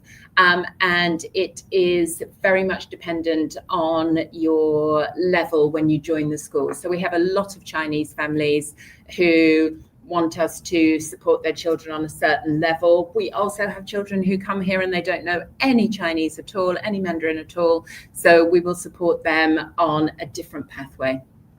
Fantastic. That's wonderful. Miss Charlotte, I feel like I need to ask you some questions about early years. Okay. We've had a couple other people have presentations. Like, for instance, we had King's College talk about their early years program and all that kind of stuff. And it's a big part of our International Schools Guide. What are some of the most important questions that parents ask you around why early years is important? Should they be considering like a play group before early years? How does one make a choice for an early years program? Because, gosh, aren't these just little kids bopping around or what? Yeah, of course, and that's a question we often get, and I think a lot of our early years is full due to word of mouth and people putting in their children and then seeing, oh my gosh, this is absolutely, the younger they can start, the better, and we'll do this with our children that are younger than the first ones that we've sent. And I think it definitely isn't daycare. I think before they come here, I think some exposure to being away from their kind of key family member is always useful. And we talk to our parents from onboarding about that. We do a couple of stay and plays to look at kind of where the child is and how they're doing with their development, any recommendations that we can use prior to them coming. And we talk through kind of what to expect when they arrive, looking at that preparedness to start at 2. But from 2, we have a very, very carefully thought out staggered start program that looks at building it up in increments, starting in small groups with parents, without parents, getting it then building up more and more to kind of time away from families in slightly larger groups as they settle into the classrooms. And we do that because we absolutely believe that their well-being is the most important part of their start in school, and if we rush that, we're trying to lay the foundations for the rest of their school life. And I think in early years it's so important, because if they go home every day and they are excited about the positive experience they've had and they've felt really safe and they felt comfortable to explore new things, that really sets the foundation for the rest of their schooling. And from a parent perspective as well, I think the parents love our early years, and it just makes them feel like this is the best place that they could be with their child, starting just from the age of 2. If that's enough for Thank you very much. You touched on a question or a topic that I actually have not asked anybody today, which I kind of am surprised, is talk to me about the commute to and from school, and choices that parents or families might make about Wellington's location and the location of their jobs or something like that. How do you try to minimize that, and how do you work with parents around that commute issue? The beauty of the Wellington community is that the vast majority of our parents do live quite close, so the commute is very short. Again, the majority of our parents drop off personally, which is lovely, because it helps with that idea that we're all in it together and we're all looking for the best thing for the students. So a commute is short. Often in senior school, the children are still being dropped off, but there is a more likelihood that they would take a bus from somewhere further away. But in general, I would say that the commute is generally short for most of our students. Amazingly, the traffic is not too bad around our school. We've had some horror stories from other places, but our students tend to arrive fairly calm, fairly chilled. The parents are quite calm, quite chilled. I drive myself to school and it takes 8 minutes. And you don't wait long outside the school. So I think it's comparatively speaking, it's a fairly chilled commute. Mm-hmm. We also have soft starts as well. So children that are older typically start the school day a little bit earlier. But for our early years children, we realised that because of traffic and parking and things like that, for them to come in later could be problematic, because they might have been waiting maybe and getting a bit anxious about the start of the day. So we have quite a long, about 45-minute soft start for children in the early years, so they can kind of come in when their older siblings drop off and still have that kind of very nurturing start. So children coming in slightly different times throughout that 45 minutes has just been another really good change for their well-being. So it means that they're always greeted by an adult who's got that time, because they're not all together at once coming through the doors, has got that time to kind of give them that individual attention and set them up for a great day. I think it makes a really nice atmosphere as well, that my office is next to the junior school lobby, so from 7 o'clock onwards you see children arriving, you see families in there till 8 o'clock or even just after, and there's a really good sense that families are meeting each other, they're chatting, they're having a coffee, maybe smaller kids are getting used to the school, so it does give a really good family atmosphere, that soft start. Fantastic. What about is there any specialization? I know, again, I was just kind of looking over the intro that we had around science, nature, sports, other activities. I know every school says, we're kind of holistic in that way, but is there a lean in one way or another about, where Wellington falls and maybe your philosophy overall? In general, I would say that, of course, there is as we get into senior school, in junior school, it's very balanced between arts, between well-being, science, maths, English. It's all about development of language. There's lots and lots of different things that everyone is doing. As they start to specialize in senior school, definitely we see that the sciences are very popular. Science and maths are core right up to 16, but in our sixth form, I would say the most popular combination of subjects has been maths, physics, chemistry. So there's very much that kind of science bias, but I think that our arts program is really second to none. When we've just done a production of The Addams Family with our wonderful teacher, Mr. Edwards, who has just put on such an amazing show with the music team. We have 5 art rooms in the 5th floor of the Skylight building, where Miss Carbonell, our head of art, has her own dark room. She has exam studio room. She has a ceramics area.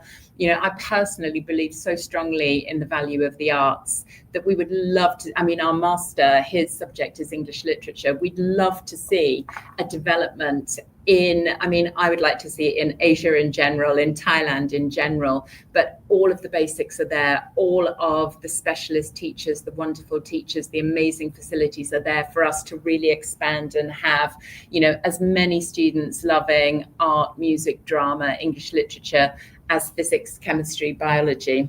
That's the dream. Fantastic. I love it. What about ongoing and or continuous, like sort of the evolution of the campus, new buildings, new facilities, regenerative of old buildings or gentrification of old buildings, those kinds of things? Like, how does that process and what does that look like for maybe the next 1 or 2 years? Well, this is the most exciting campus because we started building in 2017. We opened the school in 2018. And since then, it's been constantly evolving. It's been, new buildings have been growing maybe every couple of years. We're about to open our second senior school building, which is the Crowthorne building. We currently have the Skylight building, which is home to 350 students.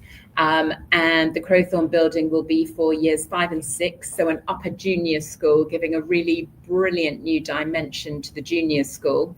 And then we also will have a floor for technology, a hub for robotics, for computer science, for food technology, for design technology. And then we're going to have an incredible music space, which has been part designed by Miss Sinead Corrigan, our head of performing arts.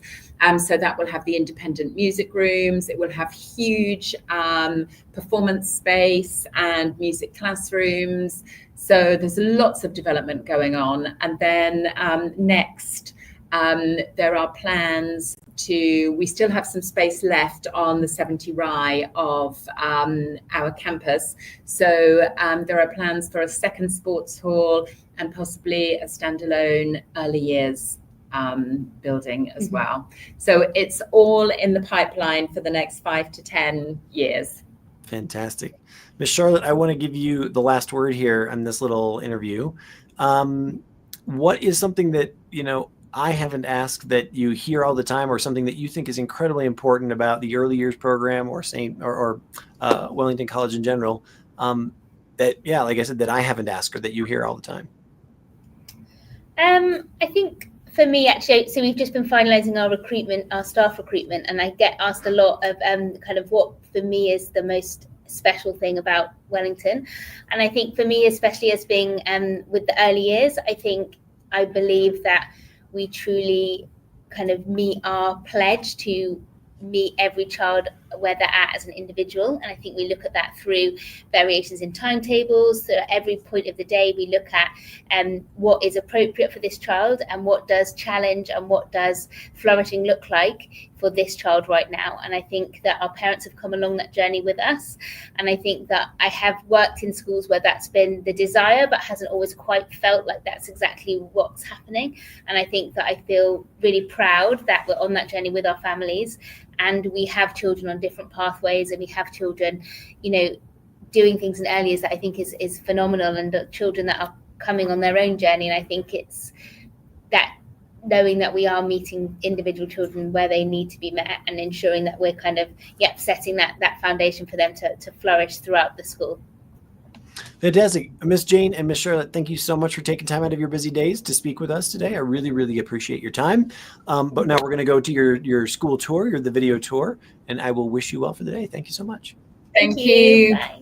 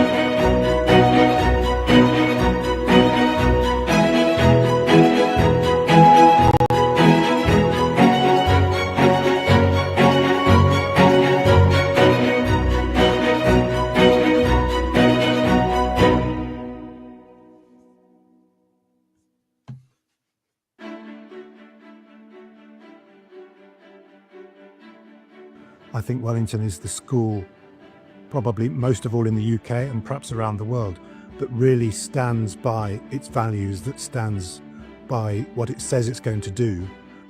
We work a great deal on well-being, I guess is what it is. We work a great deal on what it means to be a good human being. We work a great deal on how that links together with what it means to be an outstanding student. During my time here, I've been given so many opportunities to either join the music team or the production team, and I feel like those really helped me understand who I was and what I wanted to be in the future.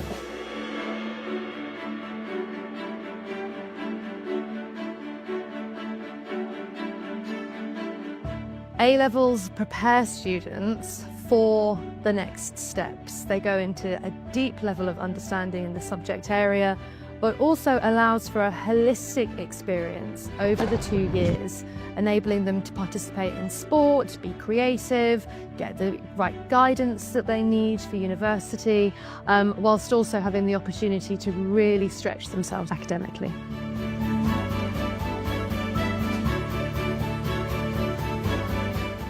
Wellington is very welcoming, not just the students but also the teachers. They really help you settle in when you're new.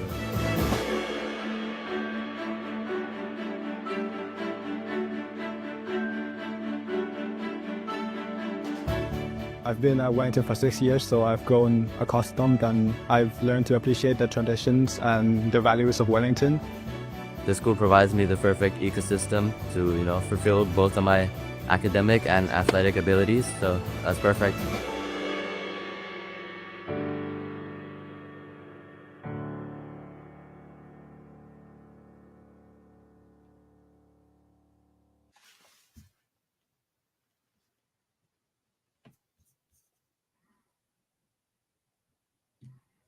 Okay, fantastic. Thank you so much to Wellington College for that presentation.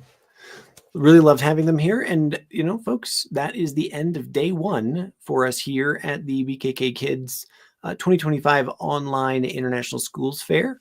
Thank you so much for everybody who participated. Thank you all the questions from our community. Really, really appreciated that as well.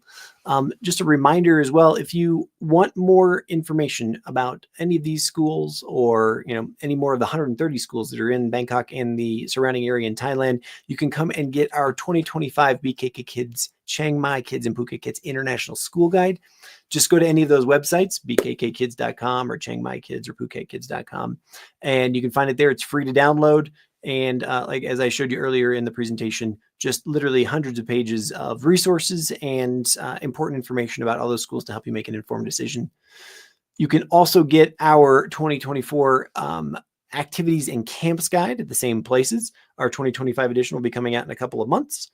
But that is free to download. And again, it's just an absolutely fantastic way to understand where are the family-friendly activities, what are the camps that are around during those school holidays and beyond, and wonderful organizations that we've known for years and years and years. It's just a final thank you as well for you for joining us here today. And if you want to contact us, you can see the information on the screen right there, on Facebook, on YouTube, and of course on email, info@bkkkids.com. And just a reminder that tomorrow we're going to be doing this all again. If you're interested in schools and curriculum, schools in other parts of Thailand, especially Chiang Mai and Phuket, we're going to have schools that we feature there. And we're going to be featuring other curriculums. So the American curriculum, the international IB, national curriculums, etc. So please feel free to join us tomorrow at 9 a.m. On March 5th in Bangkok. So with all that, I wish you do. Have a great evening or have a great day.